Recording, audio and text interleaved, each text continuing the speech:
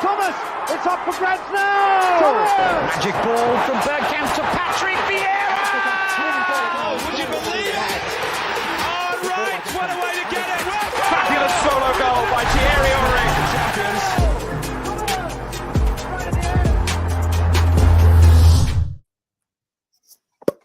Yo, what's going on, everybody? It's Friday. It's not Friday, it's Thursday, and it's the early Christmas special. And you know what? I don't celebrate Christmas, but Merry Christmas to all you people who do celebrate Christmas, and Happy New Year's to everybody. We're going to be here. We're going to be covering the Arsenal versus Chelsea game. You already know, at home against Chelsea.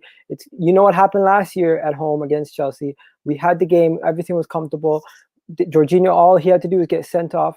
He didn't get sent off. He scored the opening goal for Chelsea, drawed it 1-1, and then in the final minutes of the game, Arteta's first home game, Chelsea beat us with the Tammy Abraham goal. We're trying to change things. We're trying to change things around. Our form is terrible. Everything's going bad at the club right now, but we need a win, and we can't see a win coming. But you know what? There's something about Chelsea and Arsenal. We always, somehow, whenever we're the underdogs, we find a way to pull a rabbit out of a hat, and I'm just hoping we can do that today. And I'm hoping that some of our positivity and some of the energy that we've lacked comes back to us today, and we just do something special. But hey, it's Christmas. Hopefully Arsenal doesn't ruin Christmas and Boxing Day for us again. And big up to Lev. We got Lev in the house. Lev, what's good, bro? Oh, he's gone? Okay, he's not coming back. He's coming back in a bit. But hey, ladies and gentlemen, so let's talk about it. Arsenal versus Chelsea. What do you guys think is going to happen? What do you guys think is going to be like? Do you guys expect a high-scoring game? Do you guys expect a low-scoring game? How do you guys expect this to go? Because in my opinion, it's going to be, it can go many different ways. Right now, all we know is what we can take. Our form has been horrendous. We haven't won a game in 6 games. We've drawn 2. We've lost 4. It's just loss after loss after loss. Eventually, you're going to start feeling it. You're going to say to yourself, what's going on? But yeah, we got African Gunnar and Lev here. We got the 2 guys with me. So African Gunnar, Lev, what's going on? How you guys doing? Happy holidays. Everything's good? Man, I just had some crazy... Can you hear me? Yeah, I can hear you. Good. I had some crazy Friday technical hitch. It started with an intro and I disappeared. So I don't know what happened. So I'm sorry about that. But yeah, man, I'm here. It's Christmas Eve. Trying to keep happy. I know African's about to ruin that for me. But yeah, loving life. Nah, man, he can't ruin everything. African Gunnar's my guy. Talk to me, bro. How's everything in South Africa? Things are going well here. There's a new strain of the coronavirus here, which is, I think, obviously really bad news for us. I think that if it's not contained, apparently it's one that gets transmitted much easier than the original virus. And there's some claims as well that, we made a late payment actually to get the vaccine, just classic South Africa move here. So we're not probably going to get the vaccine till about June, July, which is quite late. And I think by the time we get it, it's not going to be as effective because the virus is mutating, right? And then the vaccine that we've created is for the original virus. So, I mean, I'm not a Let's scientist. get back to Arsenal, bro. Yeah, I'm not a scientist or anything, but I mean... I told you he was about to ruin it for me, didn't I? I told you about... Who you got running that in South Africa? Is that the Cronkies making the payments? I think so. It sounds like it, right? Sounds like it. But no, doing well, guys. Expected the loss against Man City. Maybe not. I predicted 3-1, but at least we scored a goal. That was the positive. Martinelli looking super great. But yeah, and it's not that I'm trying to ruin it for you, Lev. I'm just bringing realism. We're gonna lose against Chelsea. 3-0, 4-0. We gotta expect it. We can't go in there thinking anything's gonna happen. You know what I'm gonna say to you, African Gunnar? I'm gonna say expect the worst, but hope for the best. Can you do that for me? Yeah, of course, man. But it's the hope that kills you as an Arsenal fan, right? But the minute that you get any hope, aka, for example, I saw a tweet today by a reporter saying that Aouar is actually a real possibility and that the deal is back on, right? Yeah, so I saw that. Yeah. Things like that, hope. You just get small hope, right? And that's what Arsenal loves to feed on, giving their fans a little bit of hope. So I would say have no hope and have zero expectation and go in there just, trying to watch your team and trying to see small improvements, because that's the most that we can ask for from our team right now. It's just small improvements in tactics, small improvements in passion for the team and for the fans and the club and the badge. And let's try not to get a drubbing by Chelsea, and at least show up to show them that we're still a big club. we're still one of the biggest teams in the world and can compete. Even at our lowest point, we can compete and lose 1-0 or 1-1 or something like that. That's all I'm really hoping for to see from Arsenal. Okay. Merry Christmas, everyone. There's an echo on your mic, bro. I don't know what that is. Is it yours or is it me? Do you hear echo? No, I don't hear anything. No, I don't. Okay, maybe it's just me. Anyways, so let's move on. So Chelsea versus Arsenal. I'm gonna screen share our form, our last results. I know it's gonna get ugly with all the L's, but we just have to take it at this point. We can't change the past. So if you can see here, this is our form chart versus Chelsea, and it's pretty ugly. It's pretty ugly if you ask me. So Chelsea have won 2 of their last 6, but if you go to their past 10, they're undefeated before that, right? And then they lost back-to-back games, and then they beat West Ham. Now for us, it's just bad, guys. If you want, let me read this out. Wolves at home lost 2-1. Spurs 2-0. Burnley 1-0. Southampton 1-1. Everton 2-1. And it just goes to show you guys. Man, finally we get some consistency. I know, right? Just in the wrong way. I mean, guys, look at that. Look at that. And this is a small sample size of what we actually are going through. I mean, we extend this to even 5 games before that, and it still continues to be consistent with red L's. How is a manager staying in the job? Any other team, it doesn't have to be even the biggest of teams. You look at an AC Milan or even a smaller team. Fenerbahce, any of these teams, they would fire their manager with form like this. It's just ridiculous. Boy, there's a lot of Turkish fans that will be going at you for that, African Gooner, calling Fenerbahce a small team. Okay, that's so now Liverpool, Man United. Come from me, man. You can't compare us to. I'm sending my Turkish community onto you, man. Okay, so this take Ozil from us, and I'll retract the statement. Oh, look at that! Look at that! It looks like we just edged them a little bit in results, but that's too close in my comfort. Like, we played 56 times and they pretty much 19, 20, 17. And let's be real, most of these wins are coming in the I guess early 2000s. I think in the last 10 games against Chelsea, we have definitely been dominated by them. I think the last time, look at that. Obviously the FA Cup wins are obviously iconic, and then the last time, I think when Alexis Sanchez and Ozil ran the show, and I think 2019. 2018. 2019, wasn't that? Oh yeah, no, was it 2019? I don't think so, because we Sanchez beat them 2-0 at home. Oh yeah. But I'm talking about the Sanchez performance in the first half when we just destroyed them 3-0 already. What game was this? I forget this game. Who scored this? Quite honestly, I need to see the goal scorers to have any memory of that. Oh, Lacazette and Koscielny. Jeez, I don't even remember that. To be quite honest. Those were the days we used to win some games, guys. So, yeah. Oh, man. I've totally forgotten how to win now. Okay. But, yeah, there is news in this game, though. I'm forgetting how to celebrate because we barely even score. We barely win.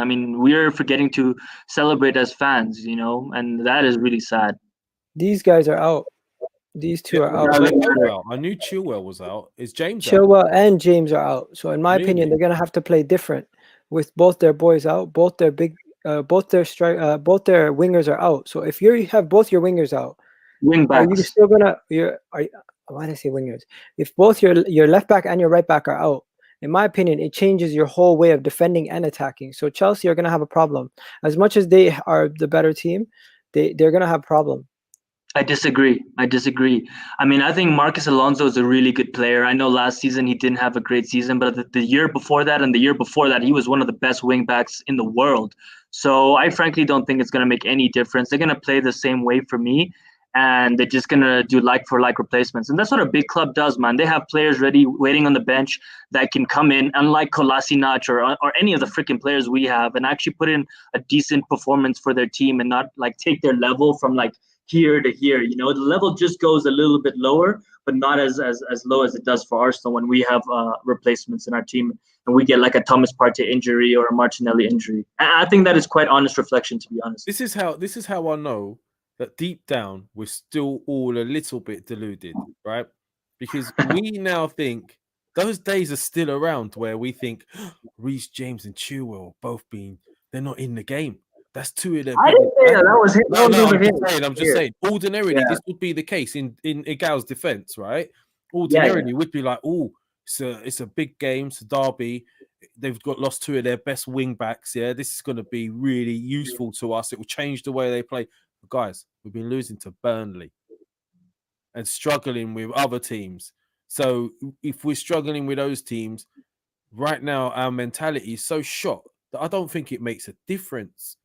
Until we do something that injects some belief back into this squad, and we need a game like this where we beat a Chelsea or do something that maybe, I mean, look, there is this way to look at it as well. And I'm not just saying this because I'm being deluded, but all the games we've been losing, we've been finding ways to lose those games. That's true. Sending off. Every time we're back in the game, 1-1 or something, it's looking like we're getting on top. We find a way to blow it. 2 or 3 sending offs in a row. This time the goalies let us down. Where does it stop? So you could argue we've been shooting ourselves in the foot. And do we want to be honest though? I think under Wenger we were doing the same thing. Arsenal is renowned for giving away free goals, and we have to work so hard for our goals, and we give away easy goals for other teams, you know. So I think it's a repetition. I mean, this used to happen to us way before. I don't see it as something being new. And frankly, under Arteta, I think in this, you know, end of last season, we weren't doing that. I felt like we were a much better team, right? Gal, I think defensively we were really good. I saw a big improvement, and I think now we're back to square one, really. Letting in easy goals. I mean, everyone's pushing up. Mustafi's, pushing up. Kolasinac decides to just stand there, and that's how the fourth goal happens. I mean, just silly mistakes like that. And again, it's the same players that were making the mistakes under Wenger, under Emery, and now they're making the mistakes under Arteta. So, you know, what can we expect really from these players? I'm gonna say something to you that is gonna piss you off. I heard that people were trying to say we don't create chances, we don't have chances. I don't know how much you rate XG, but if you look at the XG for each of the games that we lost, the Tottenham game, the Burnley game, the Everton game, you look at just those 3 last games, even the Wolves game, the XG shows you that we had clear-cut opportunities, and 3 of those 4 games we had a higher XG than our opponents, and we found a way to lose all of those games, especially the game against Everton. Eddie Nketiah had an opportunity to bag a goal for us. All he had to do was take an extra touch. Same thing against Tottenham. Extra touch, you score a goal there. Same thing. So you know what I respond to that? Again, I hear you, man, and like I don't like stats because stats show that Granit Xhaka is one of the best midfielders and Mustafi is a great defender. Your mouth out. So exactly. So stats don't, you know, they really don't prove a lot. We watch the game with our eyes, and I'll say this, you know, why are stats important and why are we looking at XG? Usually under Wenger, we would have 90% possession and still lose games. So what does that stat really mean, right? Ultimately, it's all about the results. And frankly, Gal, be honest with yourself. Have we really been creating, you know, really clear-cut chances? The only clear-cut chance I remember us creating is really when Aubameyang scored. That was a one-on-one chance, and he scored it and finished it. That was a clear-cut chance for me. We really haven't made those. Sorry? Okay.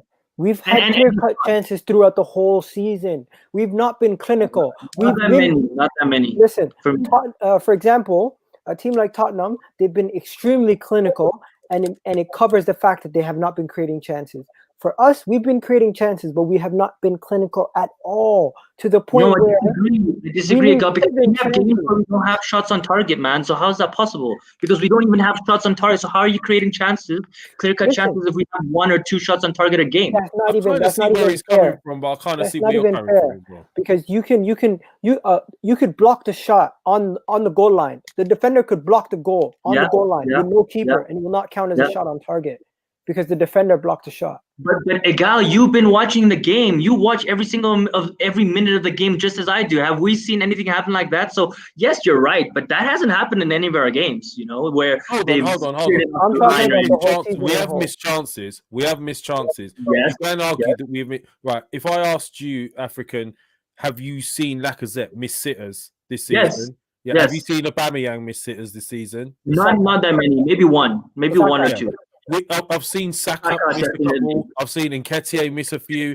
I'm not saying we're playing amazing by any stretch of imagination, and I do think that we're not creating as much as we should be. That's the whole issue, isn't it? Creativity. Yeah. You can't argue that. Also, I think what's happened is the lack of creativity then puts on a lot of pressure on the strike force. So when the opportunity does come, they panic. Because they're not calm in front of goal anymore. They're not natural. They're not expecting it. You lose that edge. When you're expecting the ball in, you're sharp. They're not expecting it. And I think that's a lot of the problems. Listen, I want to get the people involved. We're going to do something different today. Yeah, man. Let's get you guys in here. Let's get you guys physical. In here talking to African Gunnar, talking to me, talking to Lev. We're going to put the link in the description. And we're going to put the link in the description or in the comment section. Which one are you going to do? Whatever, man. Listen, I'm up for talking to people. So if people want to come on, I know I've seen Flo lurking around. So be careful. So put the link in the comment section. You guys want to come on, have your say, come have your say. Before we do anything, we're going to pick our Arsenal lineup, guys. We always do this. So I'm going to get our lineup out for us. And anyone who wants to join in and join the fun, you can jump in. Before I guess we get into the lineup, my last point on that is really we're used to an Arsenal that created so many chances, which is why I struggle to accept what Igal's point is in regards to XG, because we can watch as fans, we've been watching for many years, and you can clearly see the decline in the chances. Before we used to make so many chances and be wasteful. Now we make barely any chances, and if the players are missing one or two chances, it's the end of the world, because it's only going to have one or two chances in the entire game for us, which is really frustrating, right? So it keeps going back to this attacking midfielder, and I don't know if Aouar is the answer for that. Really, I mean, if the board doesn't sign the midfielders and creative players that we need, and not Willian, because he's definitely not a creative player, and we can see that, then there is nothing for us to be hopeful for, for the end of the season, really. So a lot of pressure on the board right now. If they don't deliver to the fans, I think it's really upon the fans to unite as a fan base, all the different channels with different voices. We need to make sure that we're directing our energy to the board, because, a lot of the people who are still Arteta in, the only reason or, the only fact that they're still Arteta in and not Arteta out is because they keep saying we have a transfer window. And that applies for you as well, Igal. I know that you're excited for the transfer window and you're hoping that the board is going to back Arteta. So if they don't, then I think we need to unite as a fan base and really start putting pressure. And we don't go through stuff. So maybe we need to write a letter to Josh again or something. But we need to come up collectively and unite and come up with a letter. They're not going to listen to what else can you do? What else Listen, can you do? I agree with you, but I think what we need to do is we were harping on about this on the previous show as well. I think the first point you made there, African, is the one that stands out the most. Rather than accounts bickering and trying to prove who's got the biggest fan base or who was right and who was wrong, we sit there trying to do that. Let's unite, turn all your followers and subs at the board and get that message across so that it gets in the right direction, instead of us all bickering about who's got what and who was right and this, that, and the other. It makes no sense at all. So what about a video that everyone puts out, all the bigger accounts, where you turn off your TV? It's a video where you turn off the TV and you say "Cronke out," or you say "This is not acceptable," or there's a brainstorming a protest here or something live on there. Can you put the link in the comments? Can you put the link in the comments? I'm trying to figure out. Yeah.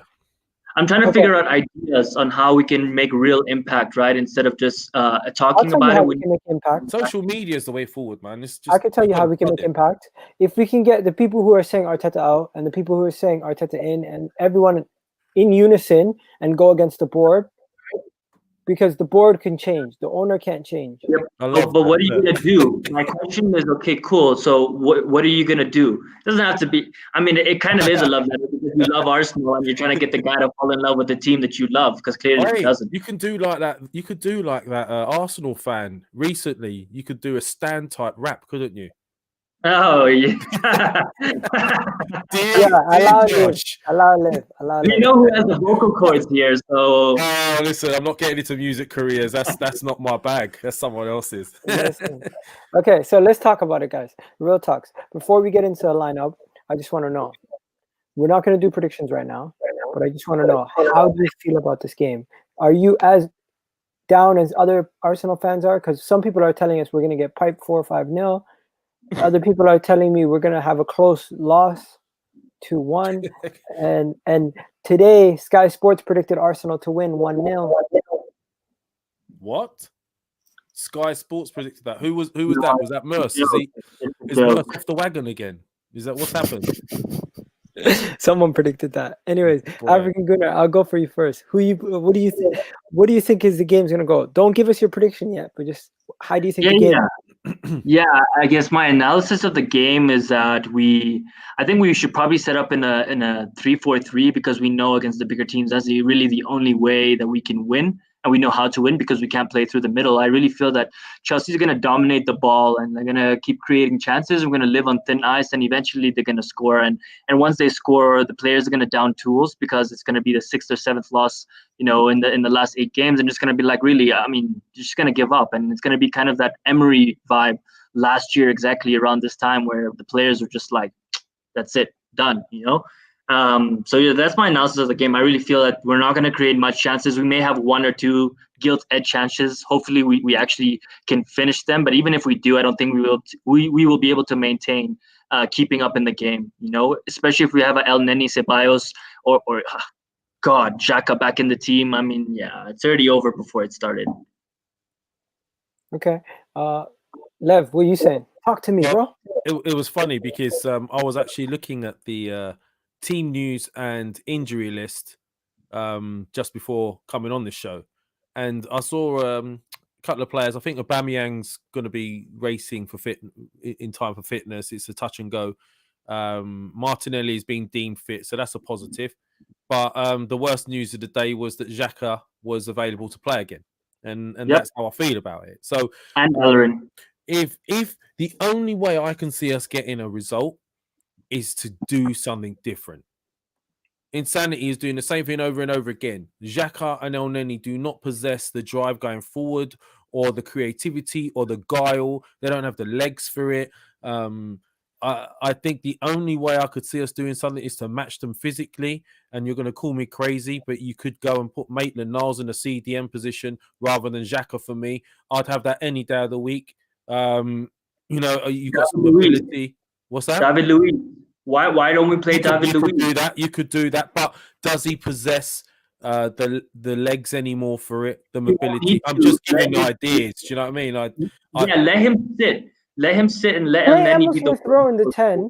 Yeah, I would go with Emil Smith Rowe. People that will take the ball on the half turn and look to do something. If you watch the back end of that City game, you saw the likes of Smith Rowe getting that ball on the half turn, looking to play in someone like Balogun, drop Nketiah, put Balogun up there, do something different. I want to see some fresh blood. I want to see people that do not have fear, do not play with fear, and do not show the opposition respect. I mean, look at Martinelli, no respect for the opposition. He believes in himself and he goes right for the jugular. That's the only way I could see us getting result. If we sit there and do the same thing, bring Bellerin back, put Xhaka and El Neni in that middle, put Ceballos there, I fear, and I'm one of the most optimistic, and I take the piss out of myself for it. I fear that if he does the same thing again, this time around, Africans, right, they'll just snuff us out, have more of the possession.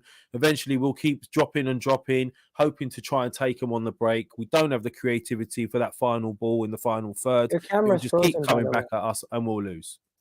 Your camera's frozen, by the way. Is it? Can you still hear me, though, yeah? Yeah, we can hear you the whole time. I'm having a problem with my camera. I don't know what's going on today. I'll just come out and come back in. But as no, long as just you go heard black. that. Just black out your screen. Just close your camera. And then turn it back on. Oh, okay, he's gone. Okay, bro, let's talk about this. I want to get my point across on this. I feel like as much as everyone's talking about we're going to get piped, we're going to lose this, that, realistically, me and you both know it's going to be a closer game than people expect it to be. Because when Arsenal played Chelsea... Don't put me in that because I don't believe that, man. Okay, Arsenal played Chelsea. whenever we're whenever it's not likely. You know, it's whenever it could happen. We could draw 1-1, but like if we down 2-0 and they score 2 goals, man, it's gonna come. You know, the goals are just gonna start flowing.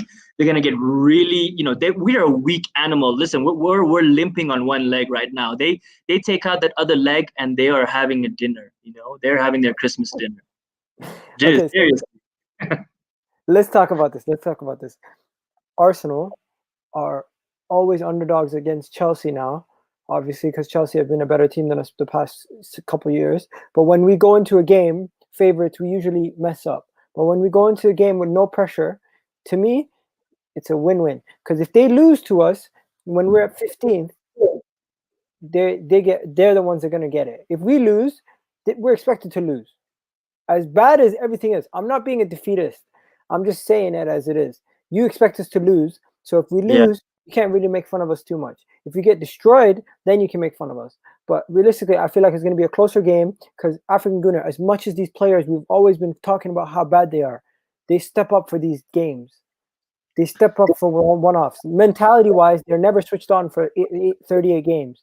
I disagree because if that's the case, then every single game right now is a final for us. That's how bad we are. We need to get points out of every single game, and they haven't been putting in performances in any of these games. You know, maybe the Leicester game I'll give it because we were in the game for a little bit and we tried and stuff. But apart from that, we've been out of games, man. You don't see a team that's like fighting for their lives. Like, when teams are in relegation battle, like you can tell they're in a relegation battle because they play like it. They play like their life depends on it. They play like, their families are on the line, everything, and we don't see that from Arsenal. We see it from Saka, we see it from Martinelli, we see it from Gabriel, who's starting to make a lot of mistakes. We see it from Tierney, but the rest of the players, man, they're not playing to save face or anything, really. Let's be honest, right? I mean, I hear you. I feel like it's more of a desperation that you want to believe that we are going to be close, but it's not going to happen. No, but history tells us that a London derby, Arsenal versus Chelsea, forget about that. Always shows there's a level of pragmatism from both managers. And entertain this: Lampard against Tottenham was pragmatic, against Manchester United was pragmatic, and I feel like against Arsenal he might be pragmatic again. And so when we're talking about Lampard's lineup, he could go with a back three. But now let's talk about Arsenal's lineup. Is Arsenal going to play with a back three? That's what I want to know. I think so, man. I don't think we have a choice, to be quite honest. I think, as I said, like this is our winning formula, right? We know that we won games against big teams with this formation.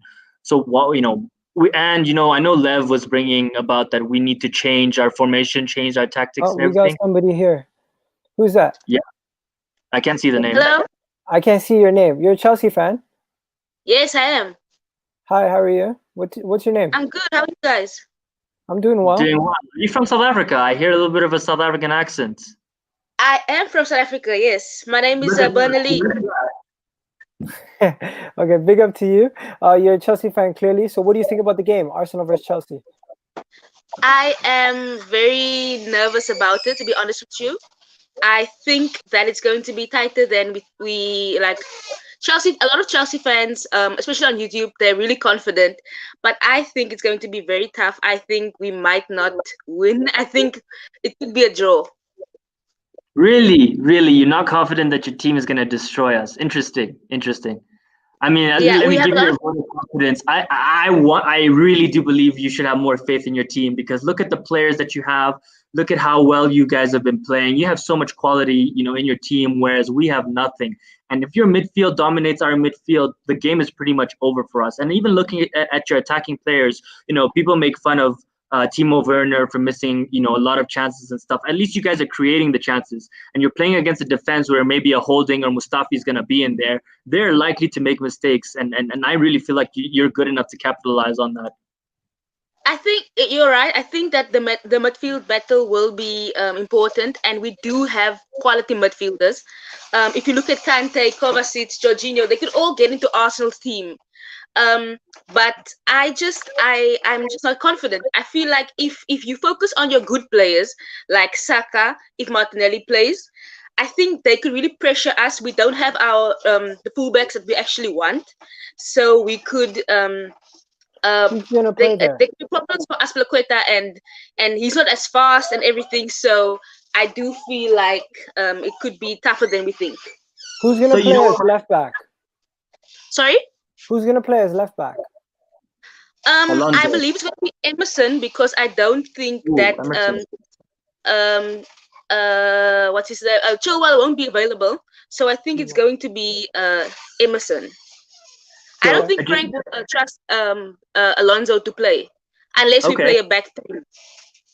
And just a quick point to that, even if we do dominate and we get, as you said, like a Martinelli and Saka end up getting joy against your wing backs, I think that, yes, we will be able to beat your wing backs and get crosses in, but we won't be able to score. So, we actually won't be able to do anything, even though we can take advantage of those two positions. I mean, Thiago Silva is and Kurt Zuma are gonna eat up all those balls against Nketiah or a Lacazette or a Aubameyang for me. And that seems to be the only way that Arsenal know how to play right now, is really cross it in the middle and hope to score. So, when you have such good aerial defenders, as Lev said, we need to find a different tactic to win this game. And I don't know what that is, because, if it was that simple, Arteta would be doing this consistently. We would have changed our tactics a long time ago, because I don't think he's that dumb. I cannot believe he's dumb enough to not know that we need to change our tactics. I think he knows we just don't have the players and the quality to change it. So he keeps trying the same thing. Let me say one more thing before you go. When it comes to Chelsea, you guys have played pragmatic football against Manchester United, against Tottenham, against a lot of teams. You guys played pragmatic. Do you feel like Lampard will go into this game, the fact that he doesn't have his actual proper right back and proper left back, he might go with a back three? I don't think he'll do that, because the thing with Lampard is he wants certain players to always play. And I actually don't rate Lampard. I don't like him. But I think that he will want to play the 4-3-3. And I don't think he'll go 3 at the back or 5 at the back, because he will want Mason Mount to play. So I think it'll be 4-3-3. Yeah. Okay. Sorry, anybody at Arsenal for 2 seconds, and a Chelsea fan sneaks into our room. Is anybody on Arsenal scare you? And Lev, could you remove the overlay? It's blocking our faces. Let's have a look. Oh.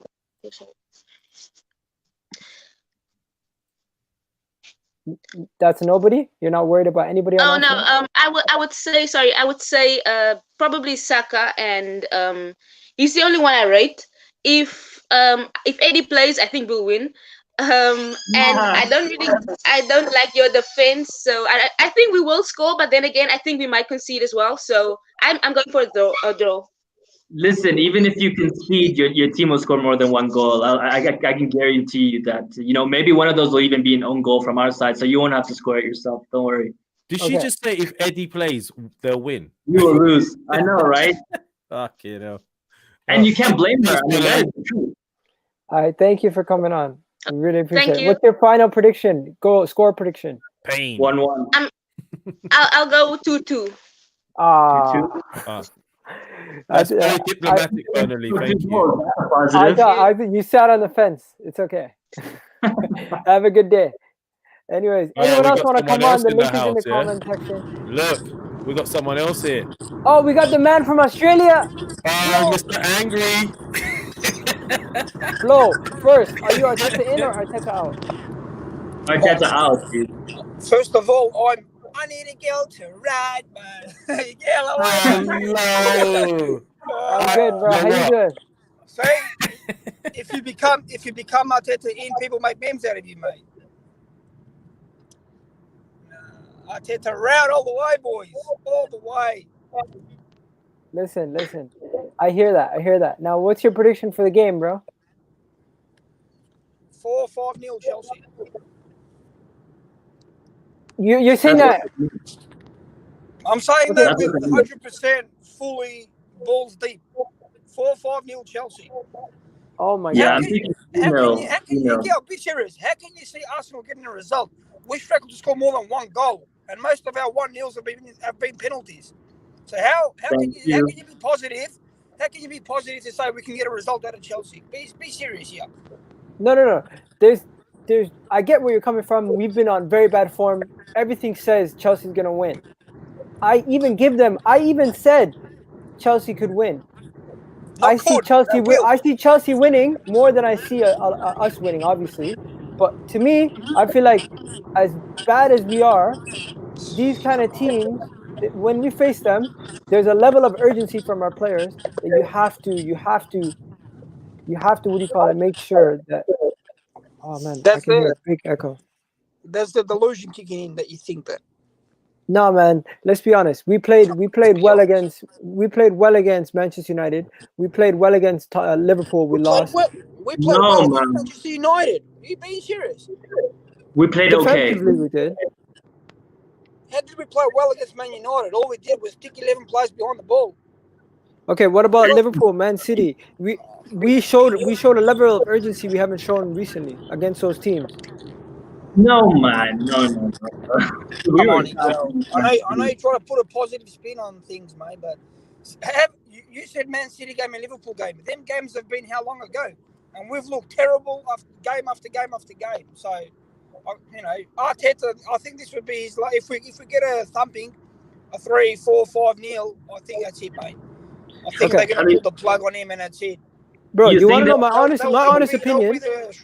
My honest opinion, I feel like it's going to be a 2-1 loss. But I'm saying the only reason why is being general 2-1. I think I think that's what could happen. But I'm hoping for at least a draw.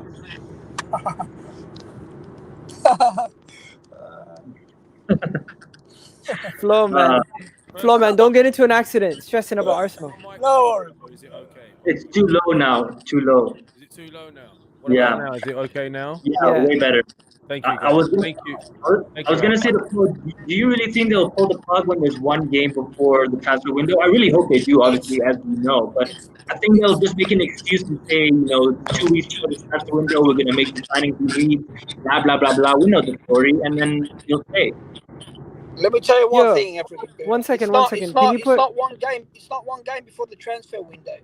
I can't trust Arteta to pick an 11, let alone trust him in the January transfer window. Because have a look at his team lineups. Mistakes. You can find holes everywhere. You can find mistakes everywhere from him. So if he can't pick an 11 out or get his team right, he can't even pick a 25-man squad, let alone 11. And you're going to trust him in the January window and give him money and say, go out and get this kind of players? If Arteta remains the coach for the January transfer window, we won't be able to sign no one under him, mate. Because which player will come in this run with Arteta in charge? Apparently, Aouar is a deal that is very possible right now. Reports coming out today. I'm not saying that it's true or not. I'm just questioning it. You obviously know my stance. I think that they will make excuses for him, and I agree with you. I mean, his starting 11s are very questionable. At the same time, really, who does he have to pick? Guys, the other players are so crap. Guys, we know who the targets are. Who are the targets? Miguel, tell me, who are the targets? The targets are to get a player in on loan probably, and to sign one player. That's most likely what they're going to do. And is that good enough for your manager? Because all you're saying is that the board have come out and backing him. They're backing him. I don't see that as a backing if it's really their man to do one loan signing and say, here you go, Arteta. Yo, bro, the realest problem is the situation with Ozil and these players who haven't left. They're causing so much unrest. Yeah, but Ozil is not playing week in, week out, so you can't put all this on Ozil, mate. You can't put all this on Socrates, mate. It's not about that. It's about the fact that these guys are training with them every single week, and it's causing a divide in the changing room. Yeah, my friend. Your manager has lost the dressing room, Miguel. When you're going to wake up and see it for yourself, he's lost it all. He's lost all the senior players in the team. Yes, definitely. I don't feel like it. And he can't all of a sudden say, you know what? All these senior players are going to not play, and I'm going to put all the kids in. It won't happen, my friend. The sooner he goes, the sooner we can get back to some fucking normality under the club can be back to normality. Listen, at this point, it's not even Arteta in, Arteta out, none of that. It's about backing Arsenal. What am I going to do? You can't back Arsenal when you're playing this badly, dude. You cannot back it. As an Arsenal fan, if you love your club, you cannot accept this. It's not. You cannot tolerate it. It's gotten so bad that it, even as positive as you can be, you just cannot accept it. Can you put the link in the comments again? There's some people who want to jump in. Sorry, continue. for the betterment of your club, right, you need to pull the plug, regardless of if you could be a good manager in the future, whatever. In the present moment, you need to cut this out. We're bleeding out. We need massive surgery, and the first stitch is Arteta out. That's the first stitch. The first step we need to take in moving into the right direction. And I think the majority of the fans understand that. Even if you really like Arteta and you want him to do well, you understand that this cannot keep going on, because if we lose against Chelsea, we lose against Brighton, what then? What then? You cannot have anything to say in regards to us getting players. We're not going to get the players. We know how Arsenal are like. We'll get maybe one player and it'll make a small difference, but it's not going to do anything in the the long-term plan.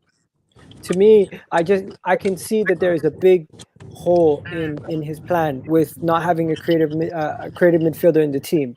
But we have Smith Rowe. Smith Rowe, I don't know why he's not having faith in him, but he hasn't put faith in him, and maybe he just doesn't have faith in youth. Arteta doesn't have faith in youth. So if he gets in an attacking midfielder, and at that point, that player you can't. Then at that point, it's getting to a point where it's untenable. Listen, I understand it's getting to a point where it's completely untenable, and you can't continue as it is. But until they're going to give him until the January window.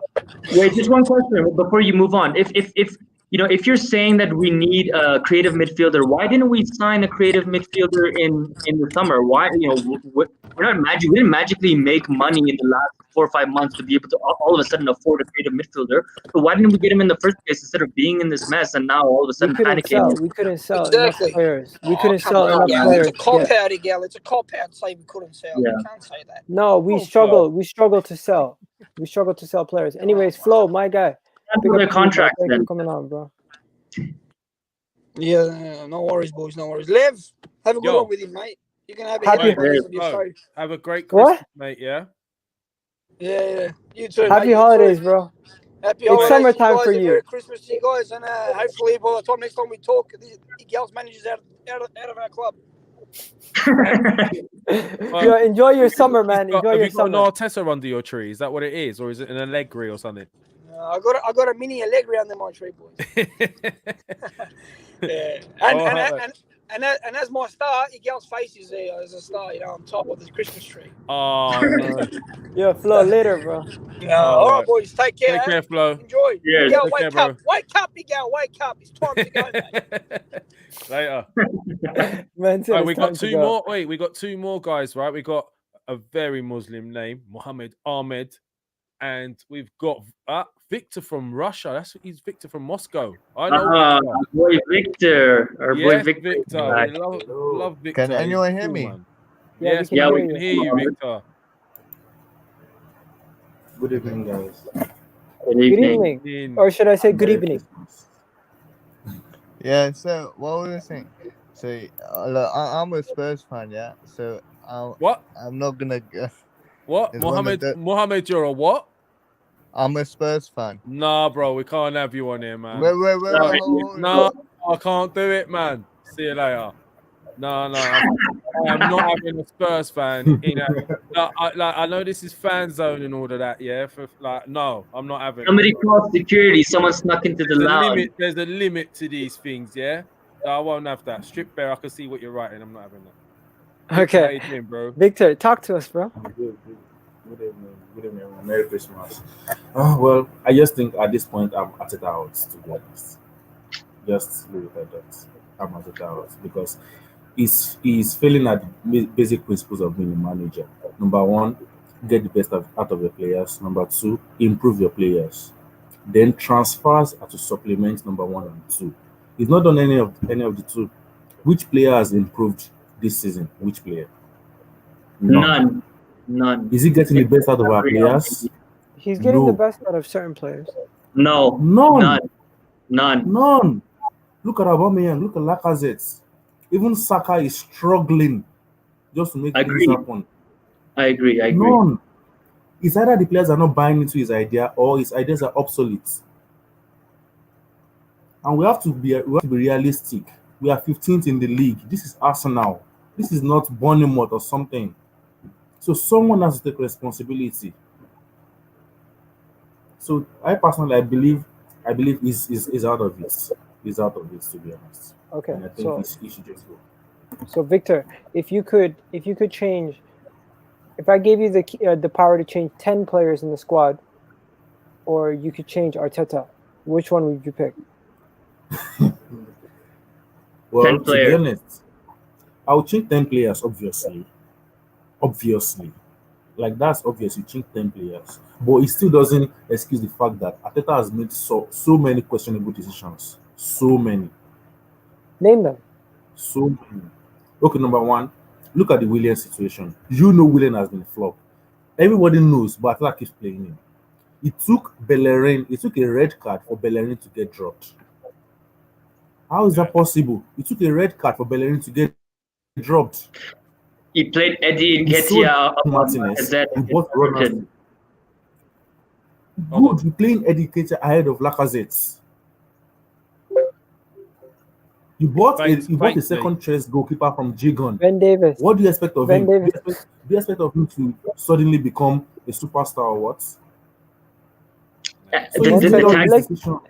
One second, Victor. Let's read the super chat. Lev, this read the is super not chat. Ben Davies. He calls himself Ben Davies. His name's Lee. He's another Spurs fan. I get on all right with him. Actually, I feel kind of bad that I kicked that guy off, to be honest, because it's Christmas and I should have. So if Mohamed Ahmed, if you want to come and have your say, sorry, bro. Like, I just Spurs fans and all that. I don't really like it, man. But Yeah, it is what can it you is. put the background back? Yeah, I feel like the black background, we're hidden in the background now. Yeah, I'll do that for you. Anything We're else, in the Miguel? sunken place. We're in the sunken place. Yeah, I feel like that's where we should be in the black now, right now, man. But there you go. Man. Sorry, Victor, bro. Victor, go ahead. Sorry. So yeah, like I was saying, it's very easy to change 10 players, but we can't excuse Arteta of so many questionable decisions he's made. Now, look at Everton over the summer. Look at Arsenal. Look at West Ham United. Everton and West Ham were way poorer than we were. Look at the table now. We've spent more than these two clubs. We spent more than Everton and West Ham, and they are performing better than we do. The basic thing, we are not getting the best out of our players. It's very easy to blame Aubameyang, blame Lacazette, blame Pepe, blame everything. But if you are not playing in a system to get the best out of our players, it's impossible for them to function. We know Aubameyang's strength, so why are we playing cross and not for Aubameyang? Yeah, I agree. Look, at the beginning, we all felt that he was getting the best out of some of these players. Let's be honest. I mean, but then you could argue that it's that bounce back. It's that bounce back of having a new manager like when he first came. Like, when a new manager comes in, everyone's a bit worried for their position. They're worried for their job. So maybe for the first 6 months, they try really hard, and then suddenly it starts to die down. But then, Victor, I agree with what you're saying. But is it Arteta, or is it the bunch of players? I know you talk about Saka and Martinez. The other. There's some you could argue the case, but Saka generally has a good game anyway. He generally does all right. He's still a young kid. He's going to have some inconsistencies.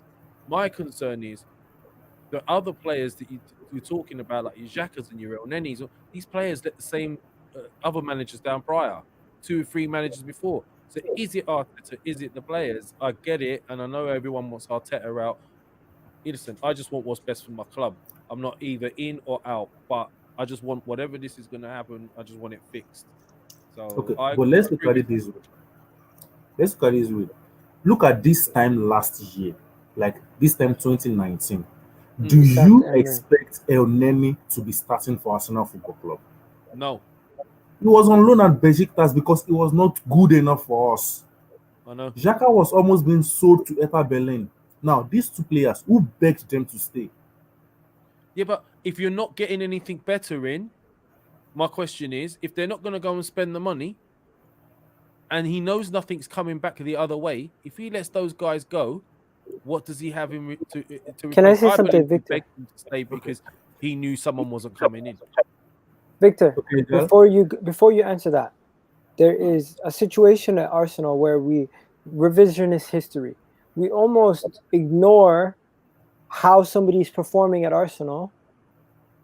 The moment they leave, they're great. And then when they come back, we say, oh, they're shit again. For example, Torreira went to Atletico Madrid. He played a Champions League game. I heard people saying, why is Torreira not still here? He would play amazing next to Partey. Watch. He's going to come in January. People are going to say, why is Torreira here? He couldn't even make it at Atletico. Everybody has their narratives. And you know what? It's the loudest person in the room who usually gets people's attention. Now, if we have a conversation, you can be you 100% are saying it's Arteta's fault, but you're acknowledging there's other issues.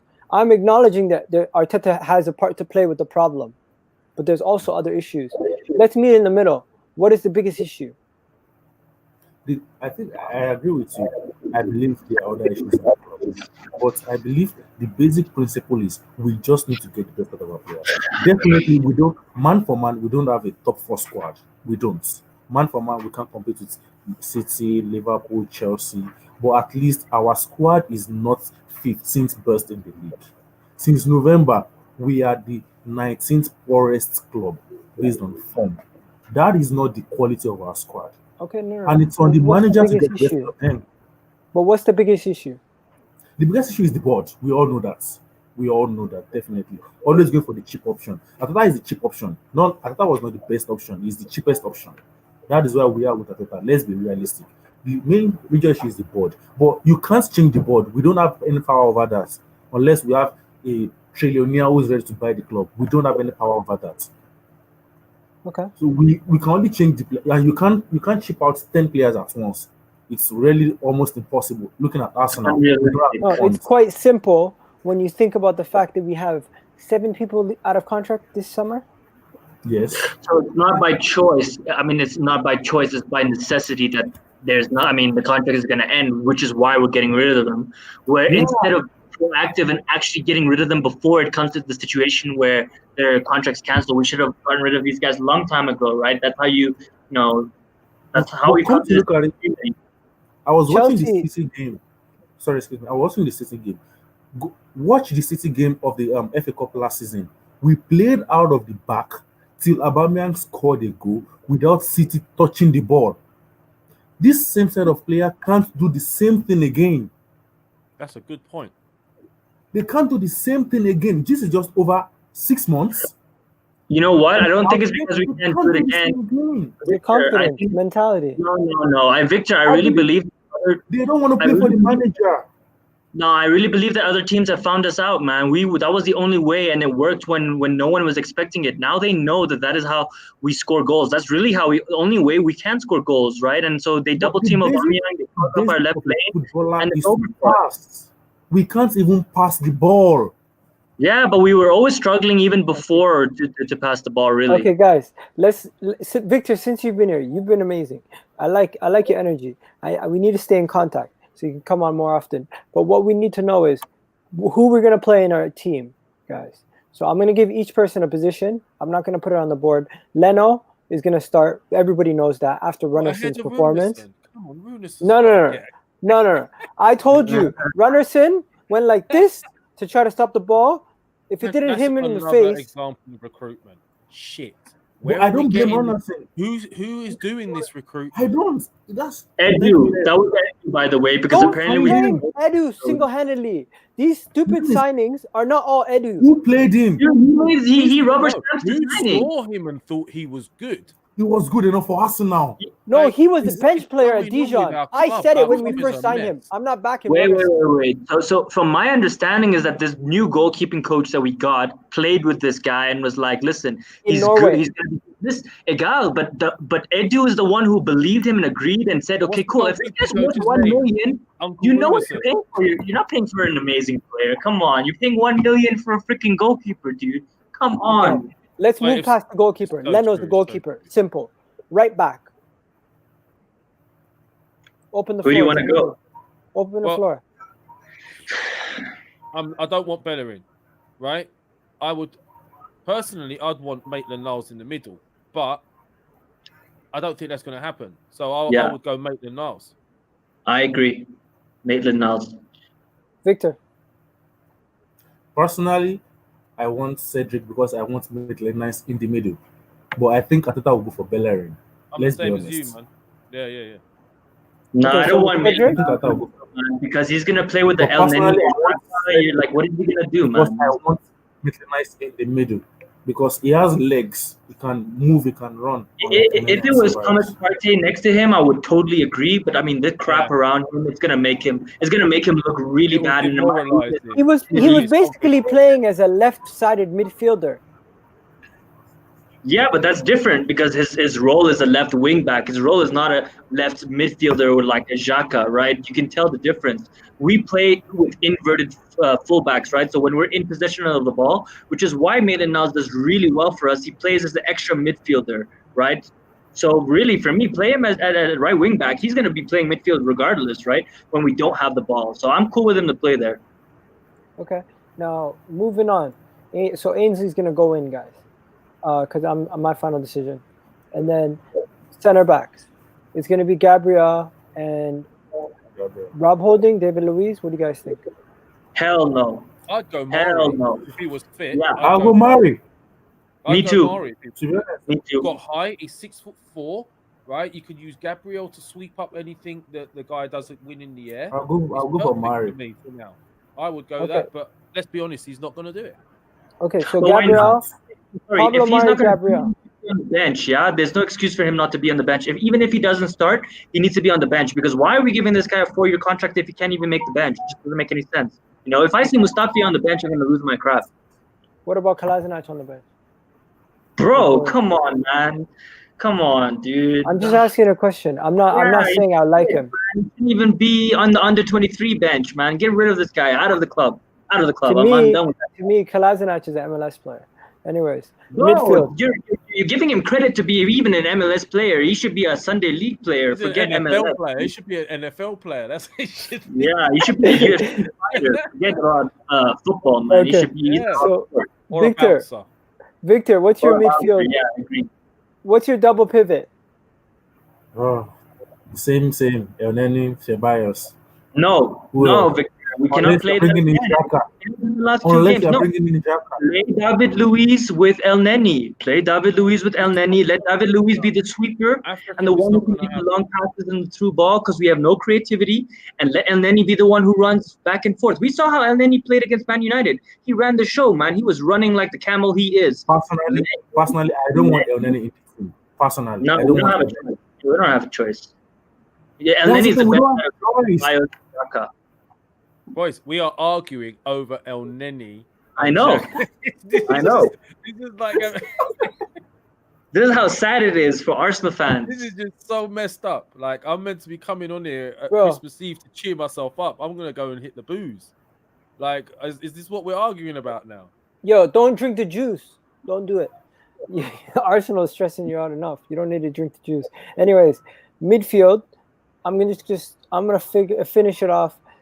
El Neni, Ceballos. No, I'm not accepting that, man. They played in the last 2 games and they were absolute trash. Ceballos cannot make a pass. He's been giving away. Who are you putting in? Who's he gonna play? I'm putting David Luiz, I'm putting El Neni, and I'm putting Smith Rowe. Or put Saka or whatever. You know, the 10 is interchangeable because it's not that big of a deal. But I really want to see David Luiz now. Imagine David Luiz coming in against Chelsea and being reborn. You know, that is incredible. That's something that's going to give us fans anything to cheer about, even though in the grand scheme of things it doesn't mean anything. I would What love about he's immobile. He can't move. That's He why doesn't need my to move. personal favorite would be Maitland-Niles out of what we have. Yeah. I like that. He's Maitland most Niles. mobile. El Neni. He's a central midfielder. He's defended the last few seasons. He's learned how to defend even better. It makes perfect sense to me. Why we're overlooking Maitland-Niles for that position, but we think El Neni's good enough to play there. Come on now. Like, you know, Maitland-Niles is not worse than El Neni. The manager won't play. Number 10. We're going Saka, Smith Rowe, Willock. Options. Smith Rowe. Victor. Smith Rowe. Because I want Saka on the wing. Lev, Agreed. you're frozen again. I know I'm frozen. Yeah. I'm still here though, so I don't know. I'll just I'll just take my camera off. Smith Rowe would be my first choice, and then I'd use probably Saka out on one of the wings. Okay. Personally. Okay, so is Aubameyang playing through the middle if he's healthy, or are you guys playing him up top? For me, Aubameyang is not getting in the team. He doesn't play. Okay. Victor? I think it's too risky, right? We did it with Partey. No, keep him out of the team, man. Keep him out of the team. We did it with Martinelli. I don't know if he's fit. He might not be fit enough, so just keep him out of the team. But if he's fully fit, then go for it. Gabi, Aubameyang, Saka. That's all. Okay. But if he's not, replace Aubameyang with Lacazette. That's all. I say put Aubameyang on the bench, and you start with Saka on the left. You start with Martinelli up front. You know how Chelsea are going to be pissing their pants when they see that guy, especially Kante. And I play Pepe on the right. Victor knows my feelings on Pepe. I don't think he's good enough, but I mean Willian isn't any better. So I mean, give Pepe another chance, right? I mean, we keep giving him chances. He keeps proving that he's not worth it. Here's another opportunity for him to prove to us that he's worth wearing the shirt. I give him the opportunity to play. Especially when we know that. I just want. Go ahead. I just want Gabi on the wings because Chilwell and James might not be played. They are both doubtful. Left back and right back. So no, man, because Saka and he can do the damage on the wings. We don't need that. We need to score goals, and I trust Martinelli to be that goal scorer between the three of them. My only problem with that, long term, I would see Martinelli as a striker, 100%. My only problem with that, as a 19-year-old kid, is you put him in the middle, he's going to get lumps kicked out of him, left, right, and centre by centre backs. Then any chance they get, they're going to be kicking him, knocking him, and you risk injuries with a 19-year-old. I would like, ideally that is where his long-term position is, but I'd like to see him on one of the wings, and maybe I'd prefer Balogun. Balogun's going to Liverpool. Forget about it. No, that's what I would prefer, but these are things that are not going to happen. But if you're asking me, I would prefer Balogun over Eddie any day of the week. Forget about Balogun. I'm done with him. If he goes to Liverpool, oh my god. Is that a link? It's actual legitimate link. It looks like he's going to be signing a pre-contract in January to go to Liverpool. You can't be mad at that, can you? Really, as an Arsenal fan, I mean, what can you say, really? No, you can be mad at it. That's the thing we should be mad at. Didn't we? No, you can't be mad at the player. You can't be mad at the player. Dalen Malen, we let him go. Tony Malen, yeah, and he's gone to the Dutch league. Zach Medley. Yes. Yeah, no, there's a guy called Dalen Malen. No, Tony Malen, the striker. Yeah. Oh, Marlon. Yes. Yeah, Marlon. And what about Benassia? He's worth about 60 mil now. What about Benassia? We could have got him back. Balling for Milan. Yeah. We could have got him for 4 mil. We had the buyback. We can't let the likes of Balogun go and people like that and keep the likes of Eddie Nketiah and Reece Nelsons of this world that really, for me, need going out on loan. They've had their chance. They're not ready yet. Send them out on loan. Lev, I don't disagree with that, but I'm saying as Arsenal fans, we can't be upset with Balogun, the player, because he's not getting the opportunities. If he decides to move, you can't be frustrated with the player. I mean, it's obvious. If you were in his shoes, you would leave as well. You're not getting even that. It's our fault. We've got people not performing, playing ahead of him. That's our fault. So that's on the manager and the board. That's not on the player. It's not the player's fault. No, I'm not saying it is at all. Yeah. But we've got a lot to answer to if we're letting our best go and keeping. Look at our recruitment. It's been awful. You saw the links of Maitland-Niles to Atletico Madrid? Yeah. Oh, he's good enough to play for Atletico, but he's not good enough to play for us. Arsenal. Are you kidding me? Come on now. So why are they asking questions in interviews? I mean, I need to understand. I need a Charles Watts or someone to come in and ask that question. If Maitland-Niles is being linked to Atletico Madrid, and which means obviously he's good enough to play for their team, why is he not getting minutes at Arsenal? It needs to be a direct question. Let me tell you guys something. The reason why he's being linked to Atletico Madrid need somebody to fill the space of Trippier while Trippier is facing his 10-game match ban for the betting scandal. Now, there's various sources saying that they're just looking at him, they're interested in him, but they haven't actually inquired. It's just an interest.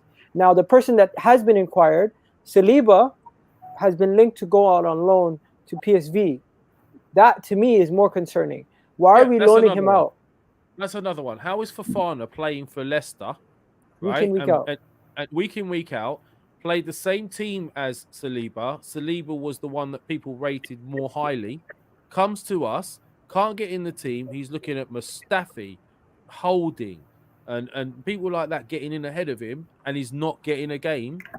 Where does that make any sense either? Do not tell me that Saliba is worse than Mustafi, because nobody's worse than Mustafi. And we offered Mustafi a new deal. Yeah? Honestly, guys, I'm not gonna. I can't get mad if Balogun leaves, but if he turns up to Liverpool and takes Origi's spot and becomes like the second striker at Liverpool and he's killing it, at that point, we'll get Origi coming the other way. A lot of things have to go right for him for our fan base to be mad. I would say, as much as a good talent he is, a lot of things have to go right for him before we can say, "Oh, we absolutely messed up." I know we messed up if we let him go, but at the same time, for us to hindsight is going to be a beautiful thing. If he turns out to be a flop at Liverpool, we would say, he left. We still have the up and coming Ibrahimovic guy. The next Ibrahimovic, everyone's saying. Could he be as ineffective as Eddie Nketiah is at the moment? Could he? No way. Can you tell me that Balogun looks like he works harder off the ball? He could do more on the ball. He scares the defenders more. He makes the right runs, right? He's looking to turn on the half turn to run towards goal. Eddie's not doing that anymore. The only thing Eddie's being used for is his energy levels up top to run and shut down defenders. That's not what we should be using our strikers for purely. Vardy does it for Leicester, but he's still a threat. Guys, Masterson 22 keeps saying, Iga, we're not selling to our rivals as dominant as Liverpool. Stop with these fake stories. First of all, we're not selling him. He's out of contract. He's leaving. He's leaving. We're not selling him. Number two, this is not my source. This is not a random source on Twitter. This is various different sources. If you want me to quote you the sources, I could quickly just go on Twitter and find you like 4 different sources and just quote it back to you if you want. I just want DM him on Twitter. You guys can take that outside. Take that fight outside. Guys, you've seen this. I'm not making this up. Victor, you've seen it, right? Balogun to Liverpool link. Yeah. African Guinea, you've seen it today. To be quite honest, the only thing I saw today was the Awar. I didn't spend too much time. So that's not a reflection of anything. Just didn't spend enough time on Twitter. Do your research before you come on this show again, African. I did. I knew about Awar. I think that's the most important one for real, because I don't think Balogun is really, making that much difference for our team. I'm worried about a midfielder right now. That's all I care about. But do you really think Awar would come to Arsenal? Yeah, I think so. If we give him a plan and we tell him, and I said this, get them all on a call. Get 3 top players on a call, so you can convince them and say, listen, we're signing all 3 of you. Of Arteta with 3 new world-class signings. I mean, what does that do for the fan base and the team? It brings up the team massively, man, and it convinces these players to join. Because if you tell Awar that we're gonna sign this player and this player, I mean, he's not gonna believe it, right? You need to really get them all on the same call and show them this is the future of the club. You're the future of the club, all 3 of you, or all 2 of you, whoever it is. But I think that I'm looking at Lyon top of League One at December in the Champions League. Going to play the Champions League again. If I'm Awar leaving that, coming to a 15th place team, unless you're offering me money, which I think that's one of the major reasons Partey chose Arsenal, because we overdone with his wages. Because I don't see the plan leaving Lyon, coming to Arsenal, top of the league, coming to Arsenal to 15th to fight for scraps. I really don't see, unless the money is good enough. I mean, I agree with you. And when I say 3 world-class signings, that's really what we need. I don't believe that we're going to get it, really. But I mean, I'm saying if you're going to convince one player to come, you need to show him other players that are going to be incredible players to join, to give him an ambition. If I see Neymar next, in the call with me that's going to join Arsenal, I would want to join Arsenal, right? So you need to bring that type of caliber here and show these players that we mean business, and we don't do that. Well, you heard what Edu said. He said our squad is solid. And really boom. Imagine our technical director saying that. Look, let's talk about this right now. I want to know. This guy wants me to show the link. Like, if you want me to forget it, dude. Don't waste your energy. Guys, someone from Atlanta, Georgia, in the background too. Doesn't have a camera, but I'm going to add him on anyway. If that's all right, yeah. Yeah, sounds good. Just be ready to kick him out in case he does something silly. Coming in as AD. You've been asking to come in from Atlanta, Georgia. You're on, bro. Come on, hit us with your points of view. Can you guys hear me? Yeah, we can hear you. I feel like you guys playing the players easily. I don't know why. I feel like Arsenal is just bad coaching. That's the issue. Okay, so, can you sort of tell us a little bit more why you think it's going wrong from a coaching perspective then. In Wenger's last season, we won. I think we only lost two games at home, meaning the only issue was away, right? Agreed. Yes, carry on. And what is it called? All you needed was a coach to fix the team defensively. And then we signed Emery, who was a bad coach. His only way to attack was just to go down the left side. Our most creative players were Kolasinac and Iwobi that season. Is that correct? Correct, but you say bad coach, and he's on a 21 unbeaten run. Just putting it there. I'm not saying it means anything, but just putting the facts there. How many of those games will we lose in halftime? No, I'm saying right now, currently Emery in the Spanish league, he's unbeaten in the last 20 or 19 or 20 games or something like that. So he can't be a bad coach, right? For Arsenal, he was a bad coach. Let's be honest. I think it's still the players, man. The players are crap. Listen, he's asking for Zaha. He was asking for Thomas Partey, and he got Torreira, Guendouzi, and I mean Pepe. Come on. I mean, yes, he wasn't the best coach, but as well, he wasn't given the tools to succeed, man. And Arteta's being to me, Wenger's last few I believe Aubameyang scored 14 goals when he signed for Arsenal from January to May, right? Yeah. Next season, Aubameyang and Lacazette scored 60 goals combined. With Unai Emery, yeah. The next season, I think they barely got 30 goals combined both.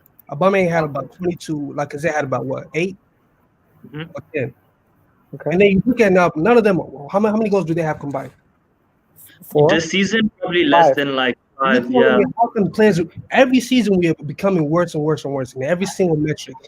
Defensively, attacking wise. So how can you just blame the players every single time? Yeah, AD. But remember that we had Aaron Ramsey, we had Iwobi, which people throw a lot of shade at, and I do too. I don't think he was good enough, but he drives and he's really creative, and we don't have that. Iwobi in our team right now makes us better. I'm sorry, I don't care what you think. I mean, we have to say this. So we went from Iwobi to Saka, Martinelli to Pepe. Look at that. Yeah, I agree. To now having about 5 wingers in the team. Under Wenger, we rarely had any wingers in the team. We used to play Ramsey on the right side. We used to play Ozil on the left side sometimes. Agreed. So we got better in every single department except the coaching. No, I don't think we got better in the midfield department because we don't have a creative player, whereas before we did, right? Played last season. And I understand he didn't start many games. Games he started, we still look the same. We pass sideways, everything we do. We still have. I agree. So what are you telling me? Players that have played professionally their whole life now cannot pass right in front of them?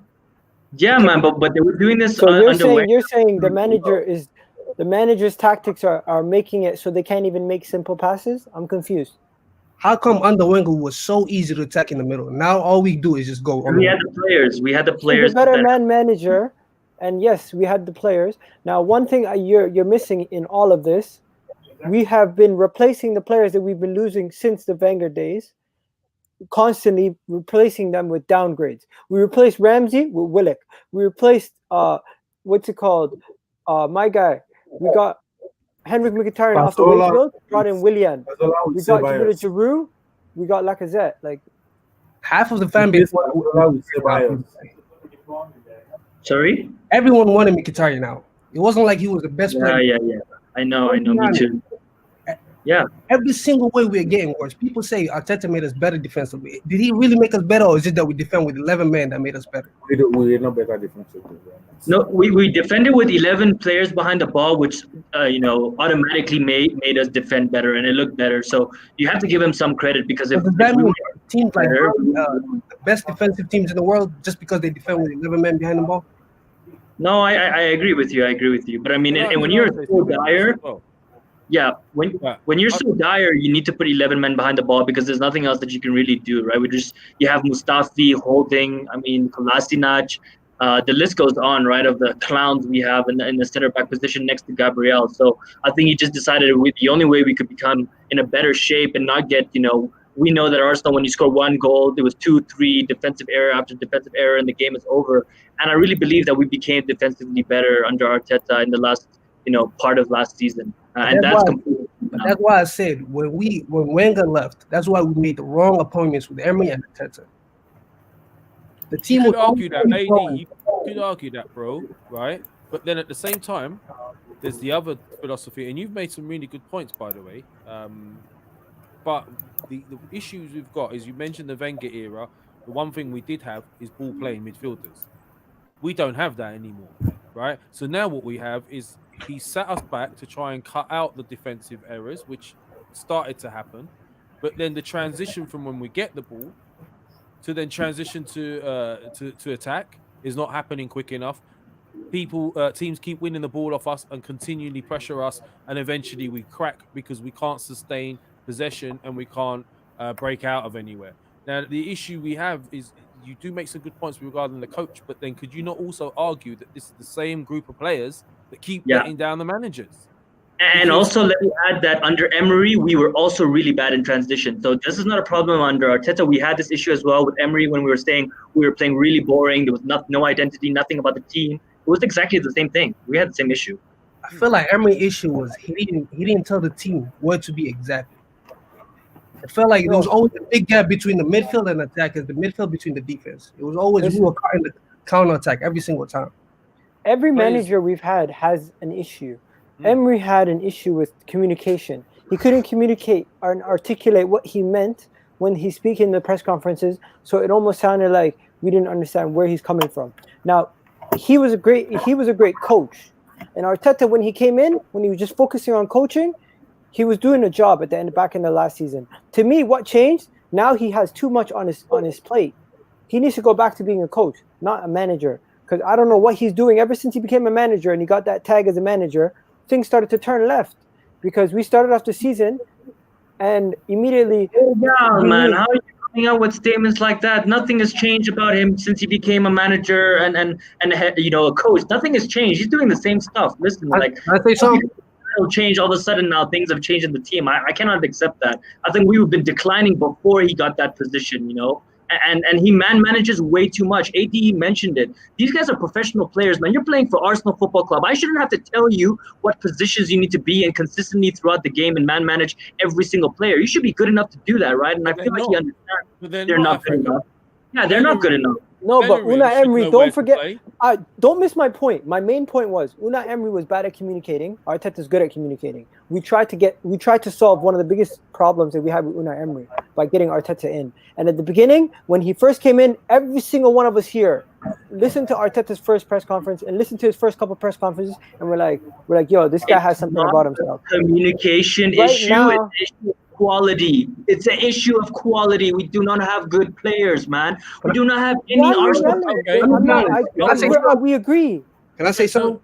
So then why are you doesn't matter. African? If that's what you're saying, and sorry, AD, to interrupt. I know this is your time, bros. 1 second, yeah.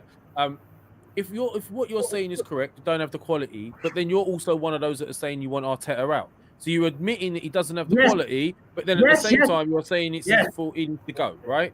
Which one is it? No, both. Partially, because yes, he doesn't have the players, but he has the same tactics, which is a one-dimensional tactic, and he hasn't changed. That's the one thing he's lost me with is he wants to play a certain way. He's noticed he doesn't have the players to do it, and he's still persisting. One thing I did want to add before I let AD talk as well. You lot were talking about, it's not working. It was working at the start, yeah? Well, I've got another theory. The theory is a similar one to what Bielsa has at Leeds. Right? It all starts off really well with this high pressing game, but it takes out a lot of energy from your squad. If you don't have a squad that's got enough depth in it to keep changing and recharging and keep playing that way, you burn out your players and eventually the performance drops. At the start, when he took this lot on and they weren't used to it, they were doing well and they responded really well. And we were like, oh my God, this high pressing game. Do you see that intensity now? No. My point on that is I disagree, Lev, because I think it goes back to quality again, because look at Liverpool and look at their front three. Those guys play consistently every single game and they press. So it's about the hunger of the player to win the game. We don't have hungry players that want to win the game. Look what he can do for the Champions League and for Carabao Cup, which is now called Papa John's Pizza Trophy, which is ridiculous. Really? Yeah, I think so. It's sponsored by Papa John. Yeah. Anyway, but he can bring in. Look at the depth they've got with youngsters and quality. We don't have that. So, there's anyway. Can I make a point? Yeah, go AD. Go ahead. Let's say, take away. You think Shaq is a bad player, or is he a victim of a bad team? Shaq is a bad player. Okay, take away Xhaka, put him in the Liverpool team. Switch Henderson to Arsenal. Who looks better? Let's be honest. Henderson looks better. Do you think Henderson will make any difference to Arsenal today? Yes, No. 100%. Leadership-wise, 100%. yes.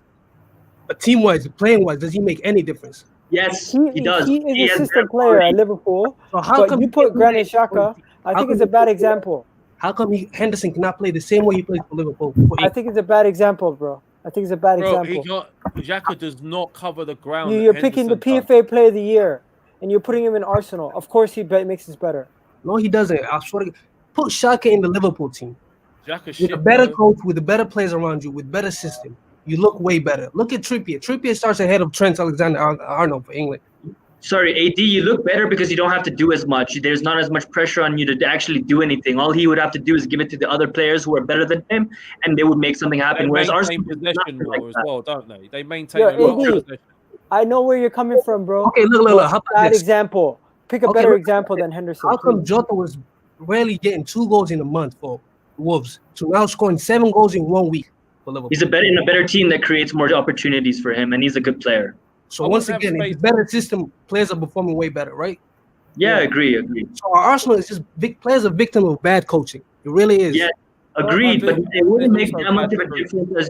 It wouldn't make that much of a difference, AD, to take us from 15th to in the race to the top 4. I think even if with a better system and better tactics, I think we would still be struggling. We would be in the top 10. So that's why I say it's both the players and the manager. It's not just the manager. It's not just the players. Also, It's very Listen, quickly this year is after a that write-off. as well, How is it a AD, write-off? We're Arsenal. It can't be a write-off. This Let's year is be a honest. write-off. It's done. This We season. say is that done. last Make the season. Liverpool We say that the season before. We keep saying it every year. When are you going to turn into reality?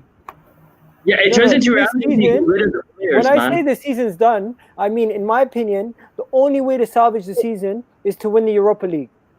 Getting top 4, to me, Champions League is the bare minimum of a successful season. Last season was not a successful season. The season was just saved from being an embarrassment because we won the FA Cup. It was still bad, but it was just not an absolute embarrassment. This right now is an embarrassment. Can I make a point to show you that what a good coaching can do? Okay, go ahead. Let's just stay under Claude Puel. You guys remember Vardy? They used to say he was an issue in the dressing room. Puel used to bench him, right? Yeah. They used to say this player's a down tools. Yuri Telemans came from Monaco and he looked really bad in his first few months under Puel. Brandon Rodgers came in mid-season. They were, I think, below 12 or something like that. They finished 7th that season. They went from 7th to 5th to right now. They're what, top 2 in the league or 3rd? Yeah, they're second. So what got better for Leicester? Is it coaching or AD, look at their squad, man. Recruitment. They're so much better than ours, right? So look at the players again. Yeah, look at their This is what we're Recruitment. talking about. Yeah, but AD, listen, the recruitment. Yeah, you're talking about Xhaka. What the problem is that these teams wouldn't have gone for players like Xhaka because he's not suitable for the Premier League, and that's why he's getting found out. He's getting found out because he can't get across the ground, can't cover ground quick enough. He gets caught in possession a lot. He lacks creativity and dictating the game. He can't control and dictate the game. He lacks discipline, and his best asset is he hits some long balls, which every now and then make it through. But however, when you're breaking away against Arsenal, Xhaka leaves you exposed because he does not cover that back 4. He does not protect the back 4, and you could put him in the Liverpool side. The only way you get away with it is because they keep the possession and they have more of the ball than we do. And sorry, when you're breaking away the other way, he doesn't have the quality to make the right passes and quick enough. It takes too long. By the time he decides to make a pass, the entire team is already back in shape, and we've lost our opportunity. So it's both ways that he gets found out. So guys, Brendan's here. Just before everybody goes, Victor, what was your prediction for the game? For the Chelsea game? Yeah. 2-0 Chelsea. Straight. Okay. 3-0 Chelsea. AD, what's your prediction for the game? I'll say 3-1 to Chelsea. Okay. And then Brendan, you're in the house. Talk to me. Yeah, we ain't winning this game on Boxing Day. Let's be real. Until this manager goes, nothing's really going to change. Even if they back him in January, which I don't think they will, I don't really trust him to get. Well, it's not even so much him. I don't trust Edu to get the correct players in. So, you know, like you said earlier, Miguel, this season's a write-off, mate. And I'm being honest, I can't see us getting anywhere near the top 10, let alone the top 4. You know, Arteta said in his press conference or some sort of interview that we're getting ever closer to reaching the top 4. I think he's probably losing his mind, you know, or he must be talking about we're getting close to the top 4 in the championship or something like that, because I have no idea what this guy's talking about. You know, he's saying things like that. He's asking to be sacked, really, you know.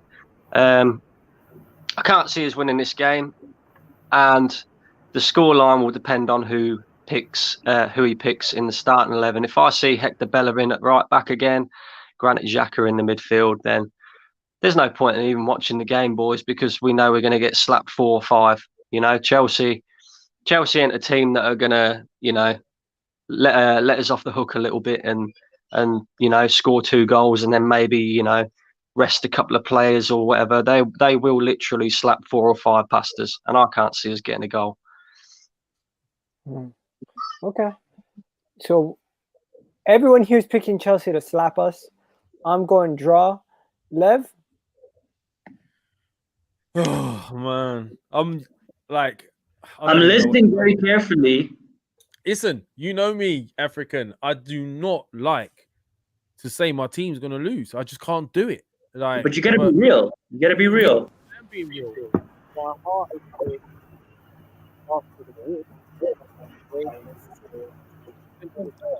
You might cut off. Oh, your heart saying that Arsenal's going to win, but we're dead. Yeah. Thank you. I appreciate that for both your health and my health. So would you sack him if he loses by more than 4 goals?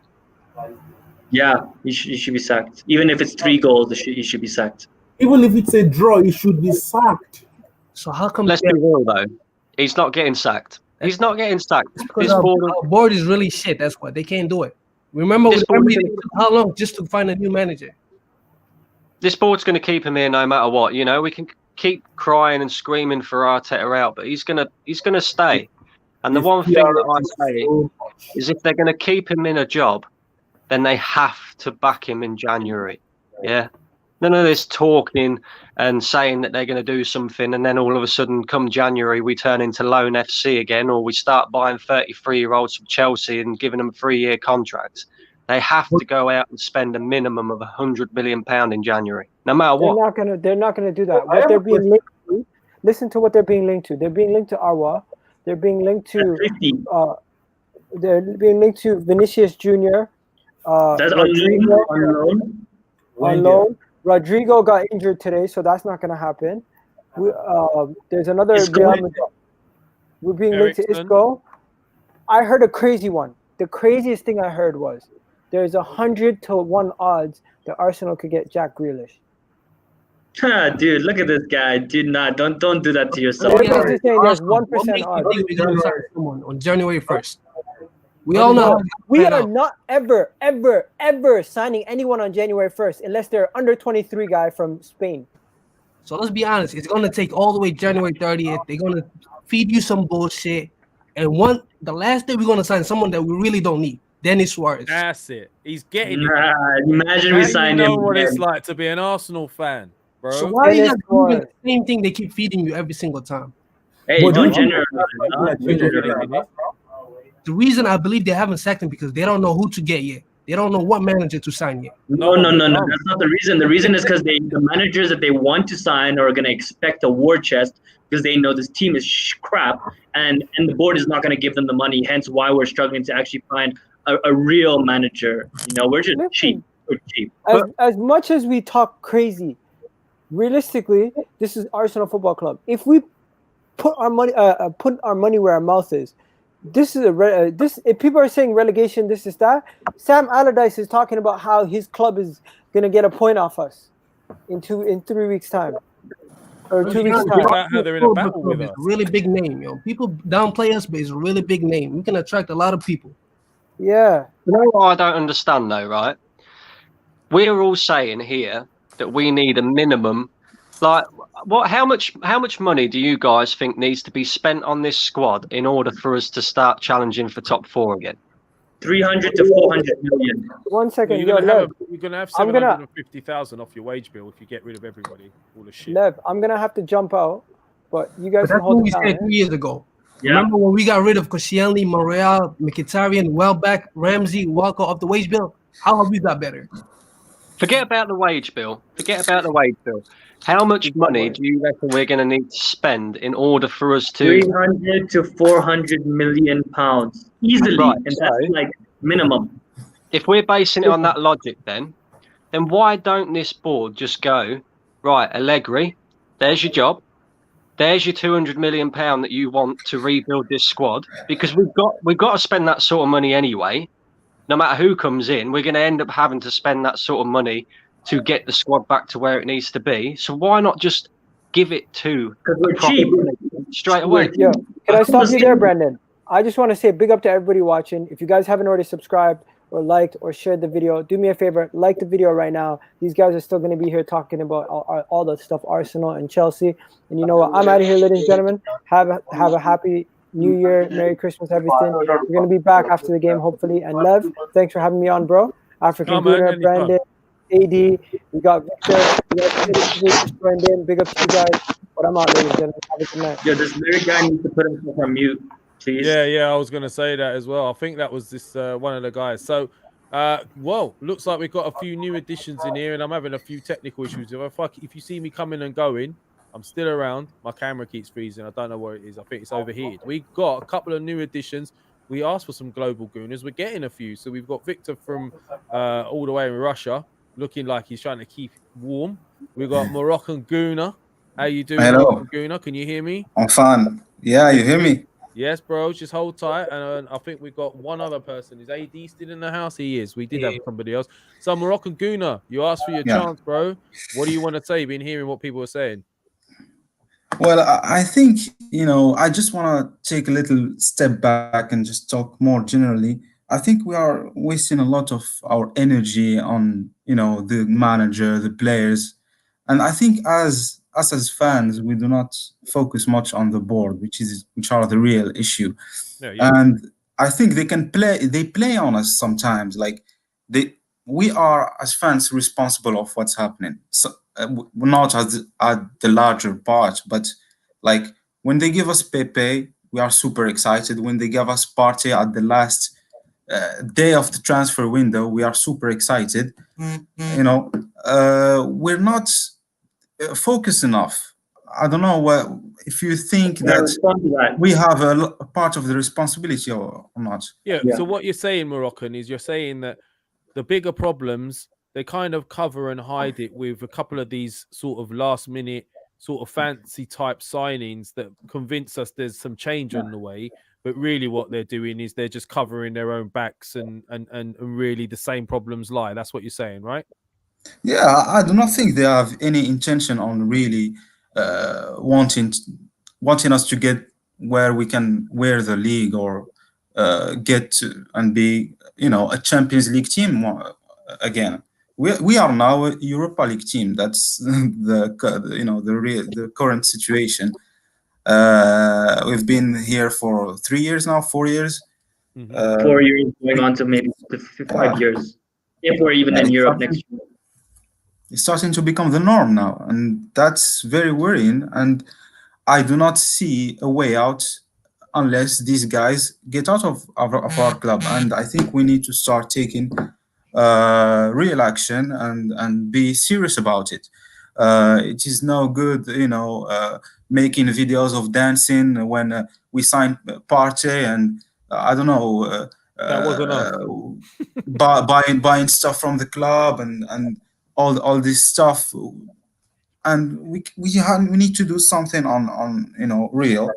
And for when we're talking about Arteta, the players, we know the players are not good enough. Like if you take our squad, I think we're just as good as where we are now in the league.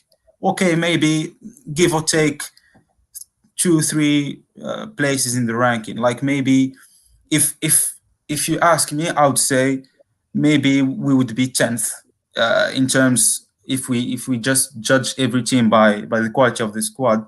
Arsenal have maybe the 10th best squad. Not anymore. If you take Southampton list, So yeah, I don't know. Brandon, I don't know if you want to respond to that, but I also have a response. I think my response, Moroccan Gunnar, is that I think we all know that the board is an issue. I think that it's just so hard to make an impact because there's such big powerhouses, and as fans collectively, and we've tried before, it just cannot make a difference. That at a certain point you give up. I'm tired of repeating the same stuff because I've known this, and I've been saying that our squad has been very average, not 10th. Maybe we were 8th or 7th, maybe 5 years ago still, and we were getting away with finishing 4th. The last 3-4 games of the season, we would put in a run and we'd make it for Champions League, and then we wouldn't buy the players. We'd buy Peter Cech or no outfield signings and then expect to go again the next season. So, I think a lot of us have known this issue for a long time, but really I don't know what type of real impact we can make, right? So I think I agree with your point. I think somehow we need to collectively come together and brainstorm, and it really is, the bigger accounts like AFTV, they really need to put pressure because they have 1 million followers, and if you culminate all the big channels together and we make a stand, I think that's the only way we make an impact, right? But someone needs to actually, instead of talking about this, someone needs to take action and do it, right? That's the first point. The second point is you cannot blame Arsenal fans to celebrate signings like Pepe and Thomas Partey when we've been starved for so many years on signings that now we accept the bare minimum. Any signing, regardless of if it was Partey, if it was anybody, we'd be twerking because we as fans have been so deprived of any even average signings, good signings, that we are so happy to get anything, and that's because our board have been treating us so badly that it's like you get a beating every night, right? And that one night you don't get a beating, you're celebrating because you didn't get a beating, right? And that's my feeling on the signing. I really was happy about Thomas Partey because I wasn't expecting it, right?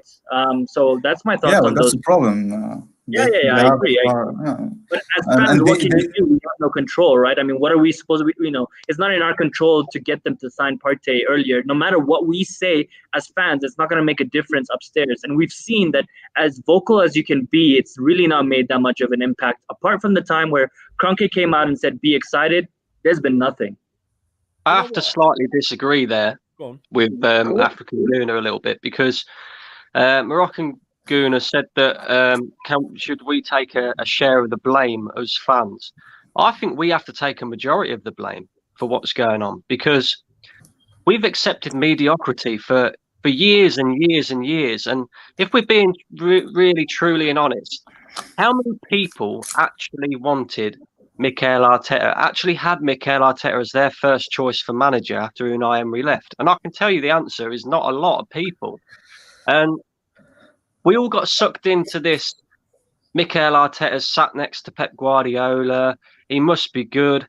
And yeah, he proved to us towards the end of last season that he can do a job. He can, and we all got suckered into that. And a lot of the time we get suckered into things that the board do as well. The board will be really angry in a transfer window because we haven't signed anybody.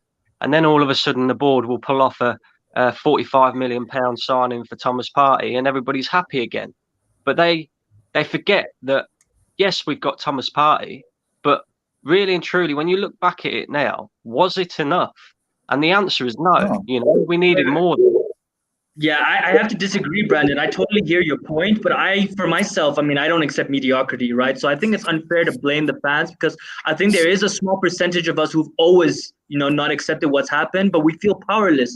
I really feel powerless as a fan. I feel like there's nothing that I can do. So you can keep barking, but it's not making any difference. After a while, you stop barking because you lose your voice because you've been barking for so long. Really, honestly, what do you think as fans? You're saying that it's the fans' fault. What could we have done to make a change? I really feel like even if we did do something, I don't think they would have changed. The owners leave the stands empty, man. Leave the stands empty. I'd like to add something to this, Brandon. The fan situation, 100%. I think we are to blame. To be honest with you, right? And this is me being very honest, but we're to blame because we're idiots in ourselves. We got wrapped up with stupid things like AFTV or YouTube channels, or this person shouldn't be doing this. And we've sat back for years looking at other things, trying to find other reasons. Firstly, we didn't want to believe there was a problem, right? So we were putting our energies into other people and other channels and saying it's their fault, where the truth is they could only report what was going on, right? That's the truth. You know, now I'm doing this. I've looked. You know, I've started to understand it more. You can only report what's going on. We can only sit here now and discuss our performances on the pitch, which have been shocking. Does that make us negative? I'm one of the most positive. African will tell you, I'm one of the most positive fans. You know, you can find. But this situation, we've let it happen. We've let the board take the piss out of us. We've let them charge us ridiculous amounts of money. We've been paying business class flight tickets and getting Ryanair in return, right? They've been constantly selling us short. They've done it for years. And I read an article. No, I read one of the chats in our previous shows, which really hit home. Why is it we're meant to have moved for this safe, self-sustainable model that we've created?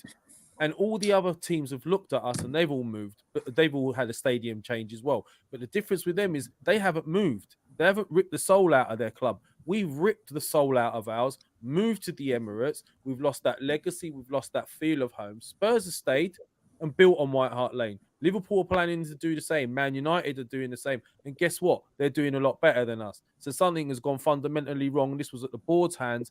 The last 10, 15 years, they've promised us we're leaving for better, and we've got worse. So 100%, I think as fans, we need to look at the board and start questioning them. If we don't, nothing's changing, boys and girls. And Exactly.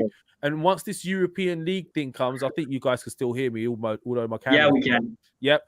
Once this Super League money comes in, which Turkish was talking about the other day, they're going to lead us less. They don't care about the fans anymore. They're taking football away from the fans and they're branding it into something that's corporate, and they really don't care. And unless we ask for our club back, it's not coming, guys. And that is definitely the point that I was trying to get at there, like with us as fans. But I also feel like, you know, it's not all the fans, but we as a fan base, we're so split all the time, you know. Everybody has their own other little agendas, you know. Some people think Arteta's good enough, which is their opinion. That's fair enough. Some people, you know, don't. And that's the problem. We're not all united as a fan base. We are, you know, until we are united as a fan base, we're never, ever going to make real change, ever. It's almost impossible to unite such a global fan base with so many millions of fans. But of course, I agree. I mean, you want 80%, 20%.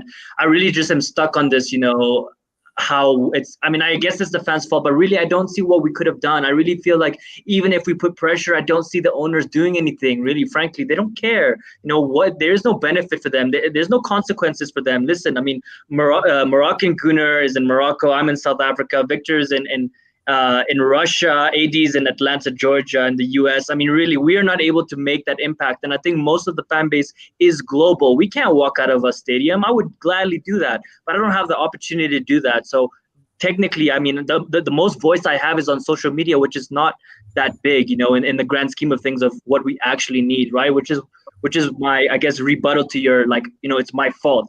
I've been saying that it's not good enough, but I'm just little old me, you know, and I feel even if thousands of people voice their opinion like me, it might make a small difference. You might get some type of viewership, but I don't think it'll make real impact. So why couldn't we as a fan base, instead of deciding to bicker amongst ourselves, even when AFTV was at the height of its, you know, success, had we been communicative and sat down as a unified fan base and said, look, we could use this in our favor to put pressure on the board. Instead, what we decided to do is start bickering about who's got the biggest channel, who has the right to talk about Arsenal, whether it's right to be standing outside the ground. And listen, a fan is a fan, you support however way you want. But when you have big channels like this, you need to come into the 21st, you know, the future is here now. Think about how you're going to do things and use these accounts and use these channels constructively in your favor. That's what. But then, then it's AFTV's responsibility, and they have collectively let down the Arsenal fans around the world because they obviously have the platform to do, you know, what we're talking about, right? And they haven't taken the action to do it when they can easily. We decided to chastise half the base. Decided to chastise them. The other half decided to join them. We decided, but it shouldn't matter. It shouldn't matter what other people think, right? If you want to make the change, right, you're running the channel. Like, it's you decide what content is coming out there, right? If you started a petition or whatever it is, and you actually did it, regardless of what other people thought, I think it would have united the fan base alone, just from the actions, right? There's a lot of talk, but there's no actions really, and I think that's too much animosity, mate. There's too much animosity between us to get change within the club. And the irony is victory through harmony. There's no harmony. So there's Exactly. no victory. There's absolutely no reason why we as a fan base couldn't make change, because there can't actually be an Arsenal fan out there that still wants Stan Kroenke in charge of this club. So if we all put all our differences to one side, whatever it may be, and came together, I'm sure we could make change at this club. Yeah, and there's people on here saying, "Oh, you're relying on AFTV." No, that's not what I'm saying. I'm saying collectively. That was one example about one channel. If we collectively, as a council, we've got 60,000 subs and 50,000, instead of looking and proving each other wrong or right, flip your subscribers in the right direction, educate them, tell them where the problem's coming from, and point it in the right direction so our energies are not negative towards ourselves. Sorry, I know you want to say stuff. The issue is that every time we voice our opinions, they feed us with some bullshit to make us calm down. Bullshit. We got to stop buying it. Like this season, we knew we had issues in the midfield. On the last day, they give us Partey. And guess what? We say, oh, this team is top 4 right now. It's always, we voice our opinions, and then as soon as we get into the heights, they feed us some bullshit and we go all the way to the bottom. They do the bare minimums. That's why when Partey got injured, we were screwed again. They do bare minimums. They don't go and buy. Look at Chelsea. They went and bought in bulk. They bought hundreds of mil. Yeah, right. And they've got players for every position that they need them for.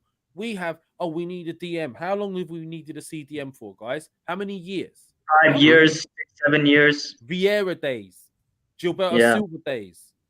I mean, we needed a good center back in the last 5 years. Yeah, they give us Gabriel, and then they give us Gabriel, but they put him as a partnership with Luis. No. They give us Saliba, then they promise us he's going to come the next season, then they don't even put him in the squad. Then they buy Gabriel, and they say Gabriel. The Saliba thing is the interesting one. They say he was way better than Fofana, right? Yeah, 100%. If we switch Saliba and Fofana is not starting for Arsenal, even though he looks way better right now. But Saliba, and then fans will say, "Oh, how come we didn't get Saliba when we got Fofana?" But this is what I mean. We as fans are so fickle, Like Lev just said, they do the bare minimum. And we signed Thomas Partey, and we all of a sudden thought, "Oh, top 4 is on," forgetting about the fact that we've still got Granit Xhaka here, we've still got Mustafi here, we've still got Hector Bellerin here. They forget about. Oh, Hector Bellerin had a really good performance for the last month or so. They forget about the fact that he's been crap. Can I ask? We have known Xhaka is shit for years. Since what, 2017? A year after he signed, right? We've known Mustafi was shit. It's been 3 years and the same manager keeps starting. So you can keep blaming the players as long as you want. But the reality is the board is happy with this players. The manager is happy with this players. Because any smart board will know Xhaka has to go. But how long has he been here for? Since 2016-17 season? Yeah, the problem is you can't get rid of these guys, AD, because they're on too much money that no one's willing to pay. Yeah, but you're not a replacement. You're signing your replacement is Ceballos. You telling me Ceballos is any better? No. I would have rather kept Torreira than Xhaka, right? And he's not cutting it either at Atletico. But the partnership this season had to be Torreira with Partey. Yeah, Partey and Torreira would have made a great partnership, right? Imagine Guendouzi and Partey. Come on, look at that. That would have been really good. We could have all three in a tight race. Exactly. Guendouzi and Partey. That's why we're making some very strange decisions, guys. Don't you? That's why I think the biggest issue at Arsenal is V9 position. If we get everything that happens on the pitch can be right. Do you know what worries me? Right, we're already behind. We're already set back by a good fair few years, and we're looking at the moment, and we're saying, right, we're in 15th. We have to go out in January and buy someone. Now, to convince somebody to come to this team in the current state that it is, we're going to have to offer them an excessive amount of money, which then means that our wage bill then goes up again and again and again, and all of a sudden we're falling further and further behind, because if we sign players who we think will fit the team, like an Awar, for example, and he comes in and he flops, but we're paying him 150 grand a week, and all of a sudden we decide that we want to get rid of him because he's not good enough, then we're going to struggle to get rid of these players again. That's the only thing that worries me, and we're just going to fall further and That's further the issue. behind. We get rid of Shaka, we get rid of Mustafi, and then the next batch will be Willian, Cedric, Mari, and Luis. The next one will be Lacazette. How do you get rid of this place? Every year is the same But thing. I don't get it. Why these problems are not happening? I don't know, in a team like Chelsea, like when Havertz or I don't know Kepa flopped, they didn't say, "Oh, the wages are too high. We're not gonna be able to." No, they bring in other players. Well, they got a rich Russian. Yeah, they have a lot of money. We've got a rich American who's tight. That's what we've got. Not really. We spent 300 million in the last 2-3 years. Yeah. Yeah. But on who? And on what? Exactly. That's his problem, bro. His only problem is bro, bringing he's new hiring these people. He's hiring these people, though, bro. No, That's the issue If you right run a there. business, and you're hiring someone under you, it's surely your responsibility if you're hiring these people. I hear But what at you're least he's saying. showing the intention that he can spend, but it's just that he doesn't know who to hire for the He right. doesn't care enough to be hands-on enough. Look at Daniel Agreed. Levy at Spurs. He would know everything that's happening there. He'll know. And you would know every single player. You think Kroenke even knows the name of some of these players? I really highly doubt he even knows some of the names of these players. And AD, we should have spent this 300 million 5, 6, 7 years ago. I don't accept that we spent it in the last 2 years. It's way too late. We were supposed to spend this money long time ago. And now everything has come to crap because there's so much money in the game that the lesser teams have money to spend. They can afford the same players. And we've been left behind so badly because we were cheap. I remember something. I remember What makes something you like think if we give Arteta another 400 million, that he will get the right players? What makes you believe this board is going to sign the right people? It's not Arteta, man. It's not Arteta. Yes, Like they do. Pepe, who brought Pepe. Yeah, but he's the one that wants Jorginho. Come on. Is he better than What? You could argue that Pepe, that Arteta has bought our two best players, which is Gabriel and Partey, and maybe that's an indicator of the type of players that he wants. No, but Emery remember, Arteta begged Willian to join Arsenal 3 times. He was the one who convinced Willian to join. Stop reminding that's me, on him Victor, also. man. Willian is on him came on a also. free. Arteta gave Mari and Cedric 4-year deal each. Do you know Willian what? came on a free, man. Do you know Boy, what? he's still on 200k a week. 3 years you know before what he's 2-year-old. The biggest mistake we make, right, is you look at Liverpool, right? Look at Liverpool. Look at how Klopp rebuilt that squad, right? The majority of the players that he brought came from the Premier League or the English League. Mane was playing at Southampton. Van Dijk playing at Southampton. Mo Salah, yes, he came from Roma, but he also played for Chelsea. He flopped at Chelsea, so many would say, but he already knew what the league was about. You had Jordan Henderson, who was already there, that also came from Sunderland. I don't understand why we don't do that, because, yes, you're going to pay a lot of money nowadays for a player to come from the Premier League. You know, like you're looking at Jack Grealish, you're looking at 80 million to 100 million pound. But you go and spend 72 million pound on a player like Pepe, who looked excellent in the French league, but he's just not cutting it in the Premier League, and I don't know whether that's got something to do with the fact that he's just not suited to the league. So why don't we go and buy players that already know? They're cheap. I believe it's not about signing players in the league or in the EPL or in another league. I think it's about getting players that suit the style we want to play. Remember, Chelsea also signed Torres from Liverpool, 50 million. He flopped. They played him the wrong way. Willian They from played him with his Chelsea. back to goal. We signed Willian from Chelsea. Willian was good last season, at least for Chelsea was good. And they're telling you need time to settle in. Let's be honest. A 32-year-old need time to settle in. I believe it's about signing the right profile of players. That is what we have been getting wrong over the years. Why did we buy a 72 million pound winger when we knew our problem was centre back and centre mid? Lack of because of the campaign. Rose, and it was cheap, and of course we could pay it in installments. So, 72 million is not cheap though, is it, bro? Well, 24 million for 4 years, or 20. It's spread in 4 years. It is cheap because then you're technically buying a player for 25 million each season. Technically, and he's supposed to be worth 72 million. So go and get that. So go and get that deal. Go and get that deal with Upamecano. Go and get Upamecano, right?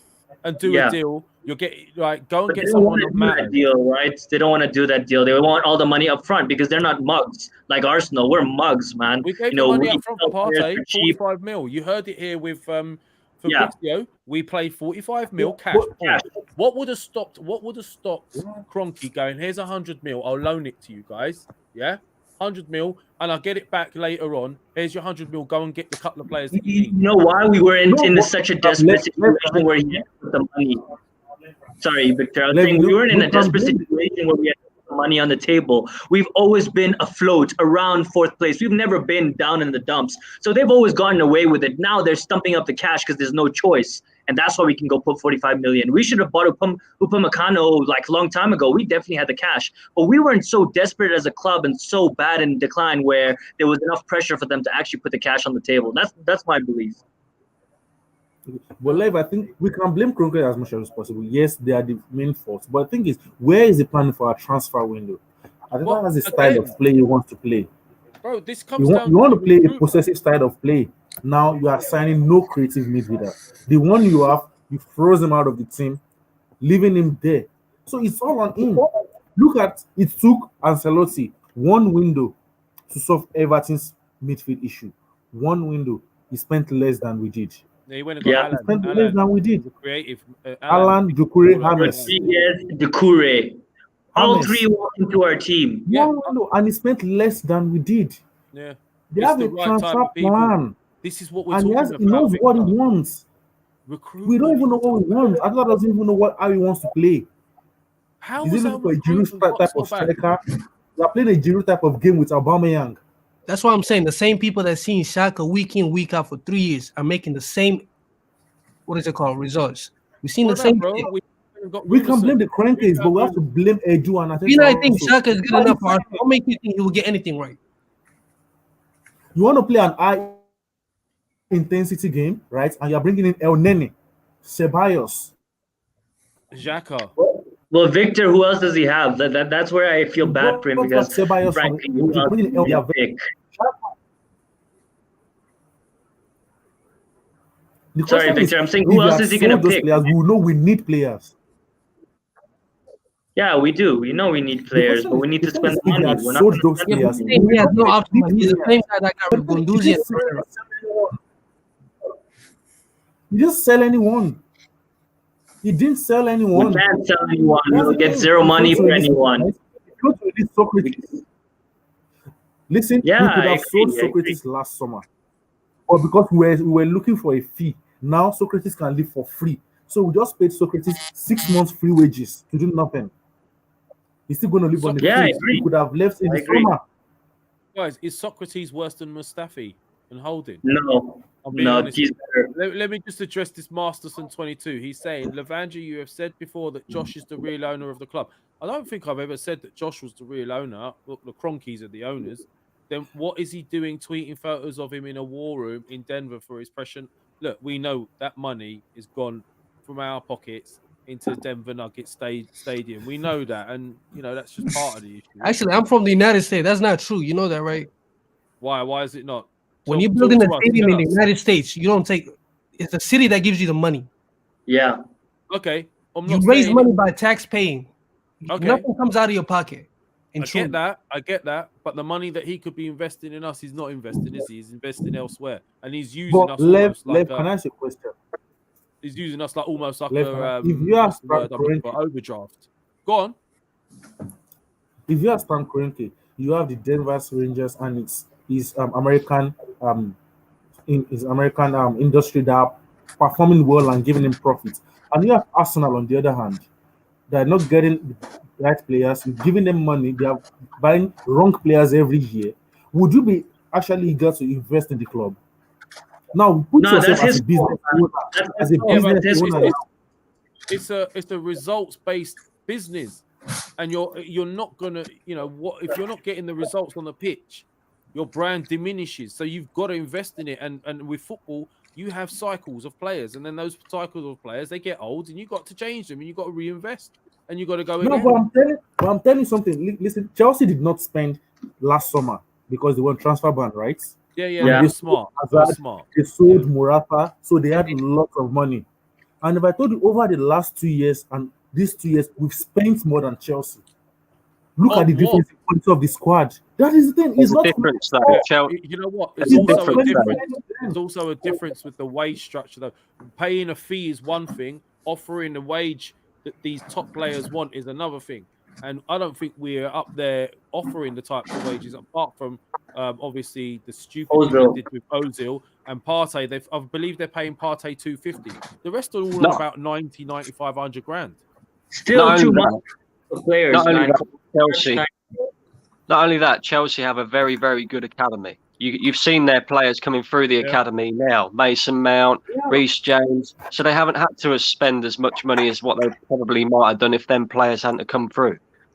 But they still went out and got the right players that they and to add to Brandon's point, they actually they at least sell their assets for money for they sell well.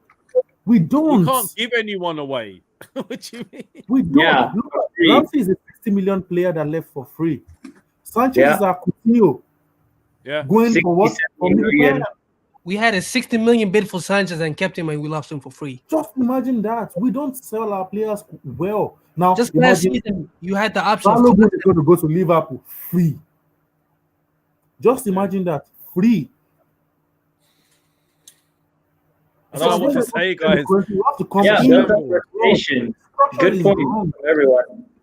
But these points have been, it's not points that are new. It's points that we've all seen and know to have been the truth for many, many years. And it's all just collapsing in our faces now because everything is going really bad. And I wanted to say to Victor, you talk about Kroenke not wanting to invest in the team and not putting more money because it hasn't been spent well. That's his fault. As the owner, if you're seeing that your team is doing really badly and that the players that you're getting in are not worth what we're paying, it's your job to come to London and analyze, hire someone to do an analysis or something, so I'm not saying Kroenke is not our fault. I'm saying they are fault, yes.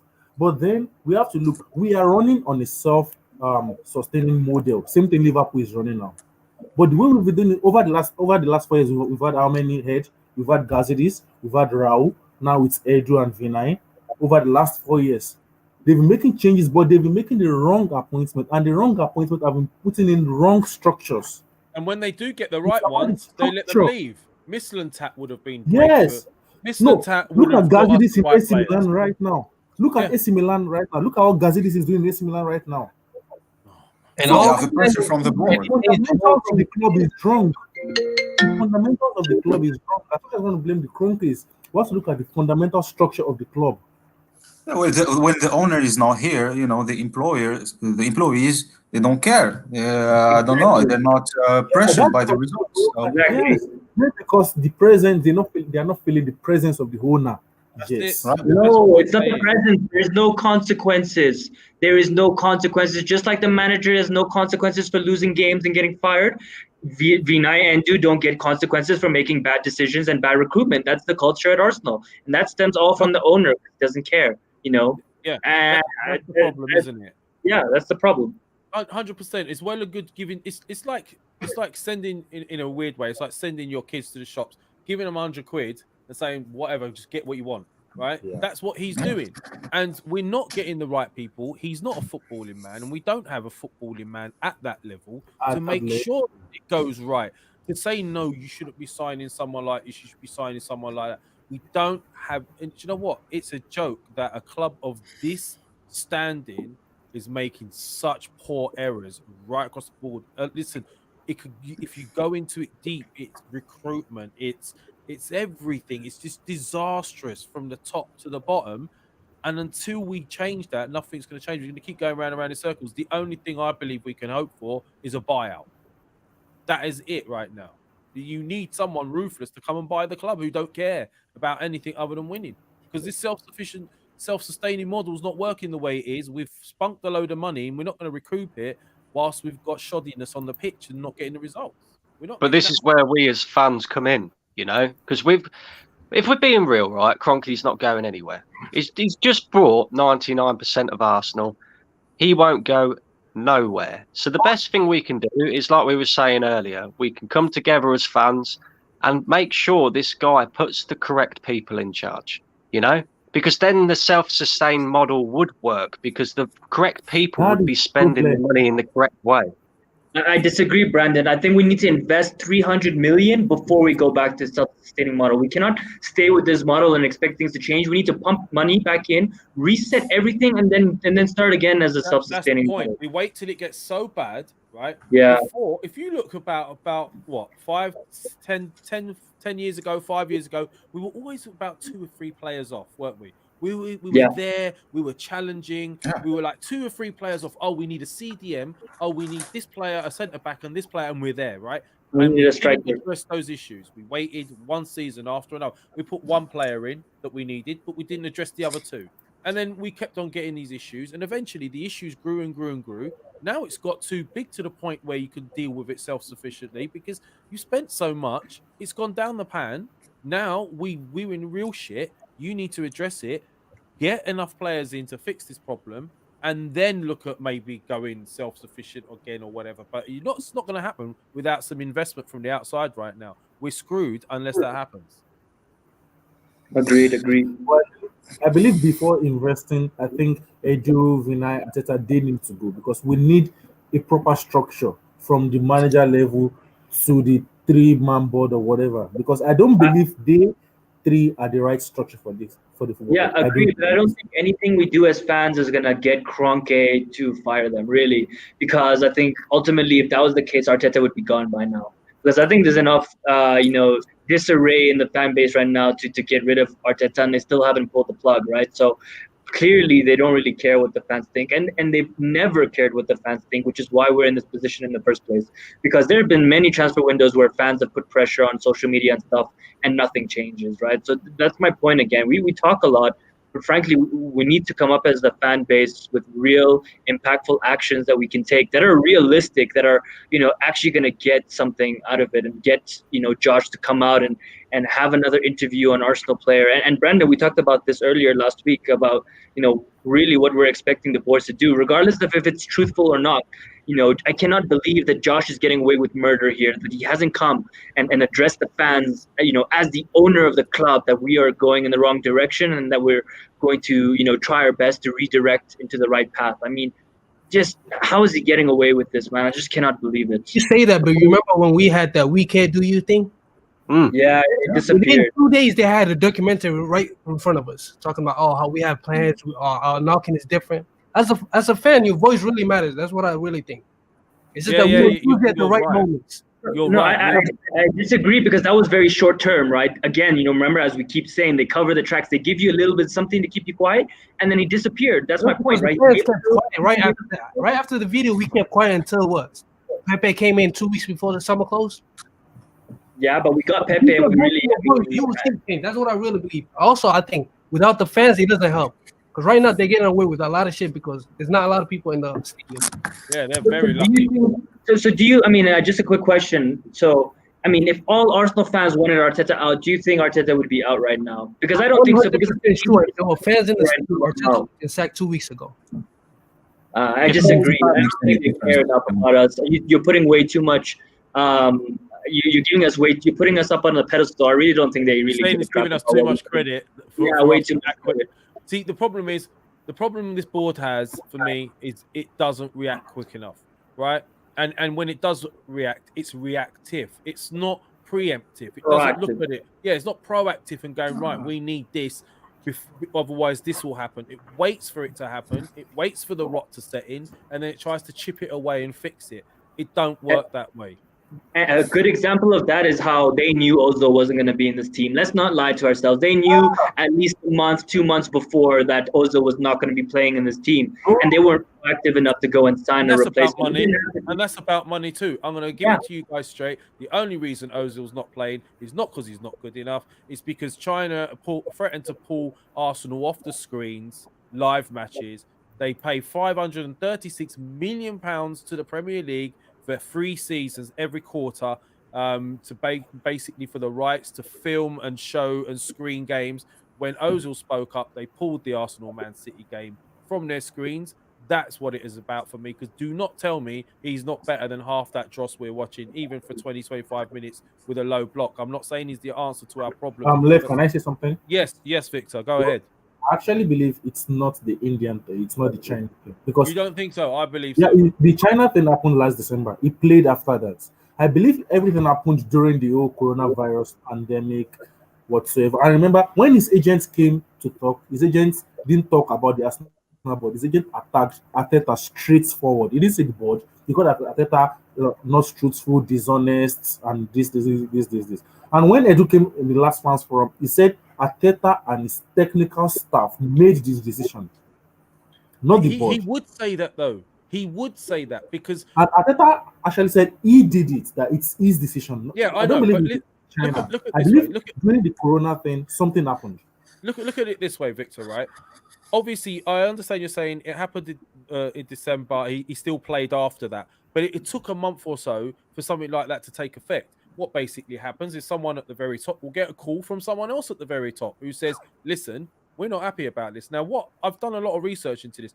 Ozil is the 5th most influential footballer and person on social media.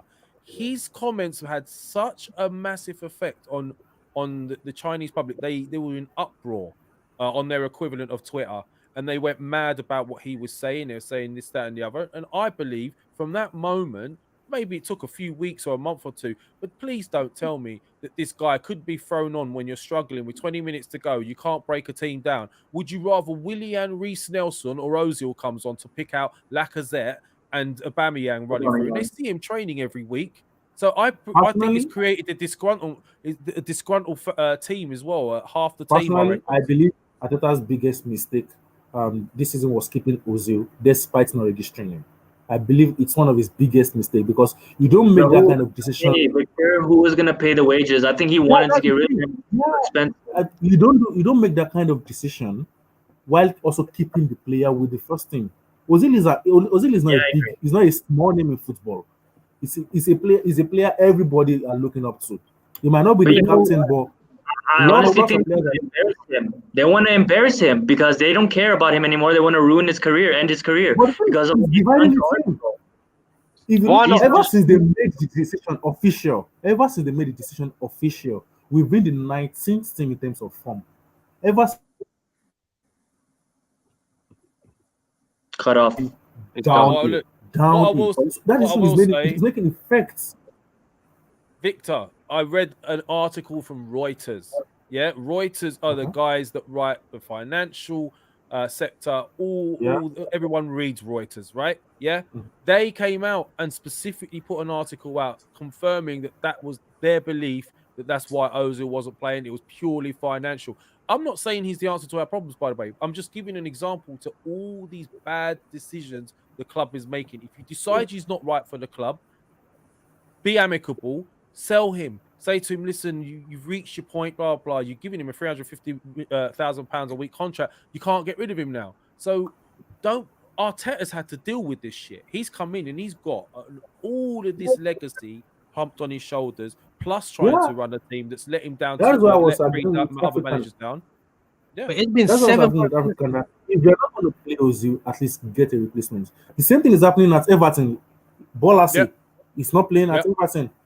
Ancelotti told him he's not in his plan, but he has a replacement, someone capable of doing what Bolassi will do.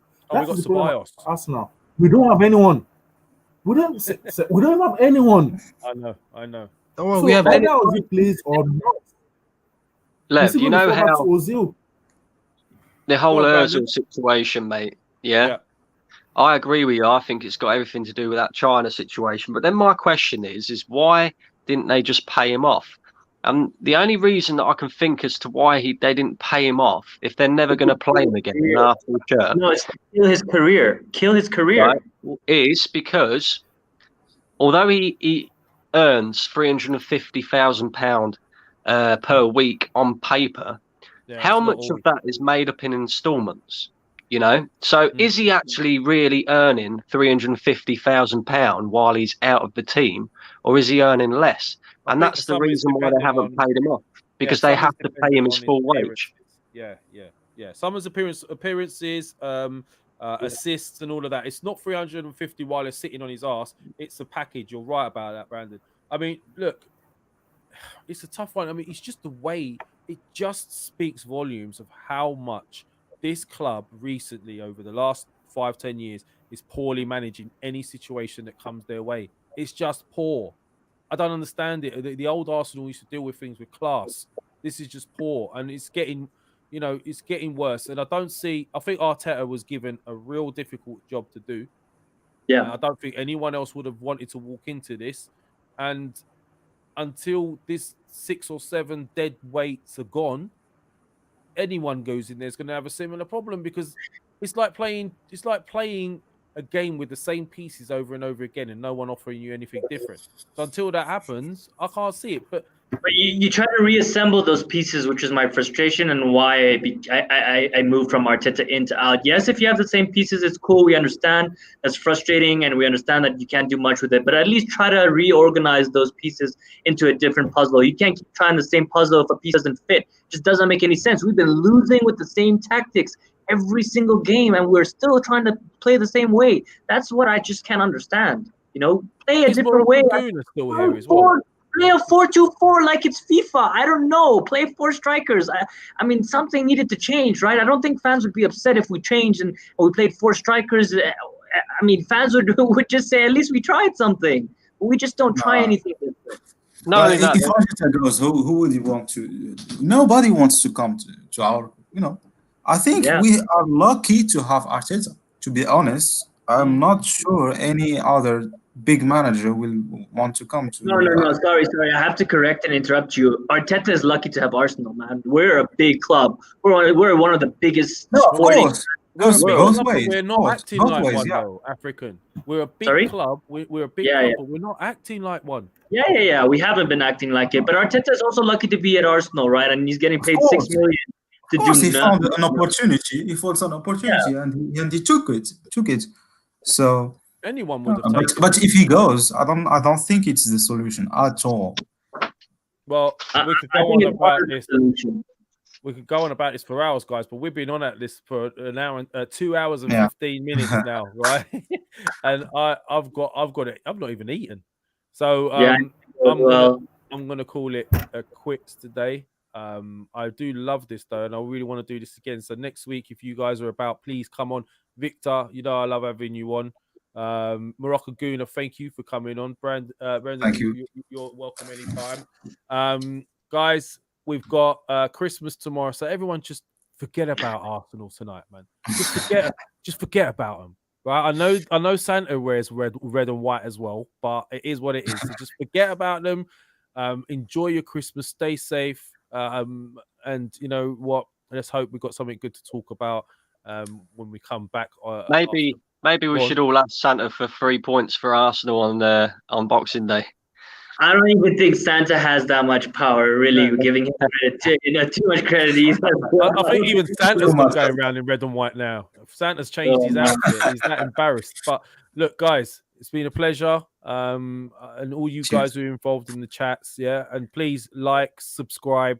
If you guys on Facebook groups who haven't subscribed yet from Gunner Social or Arsenal Lounge Facebook groups, please come across, subscribe. We're growing. We've got some great new content coming in the new year. We're going to be hopefully looking to get someone like Fabrizio back for the transfer window. So if you want that, give us loads of likes and we'll see what we can do. And I think I'm going to say have a Merry Christmas, everyone. That's me. I'm Lavanja. That's African Guna. That's Brandon. Moroccan Guna. We're out of here. Peace. Have a good Christmas.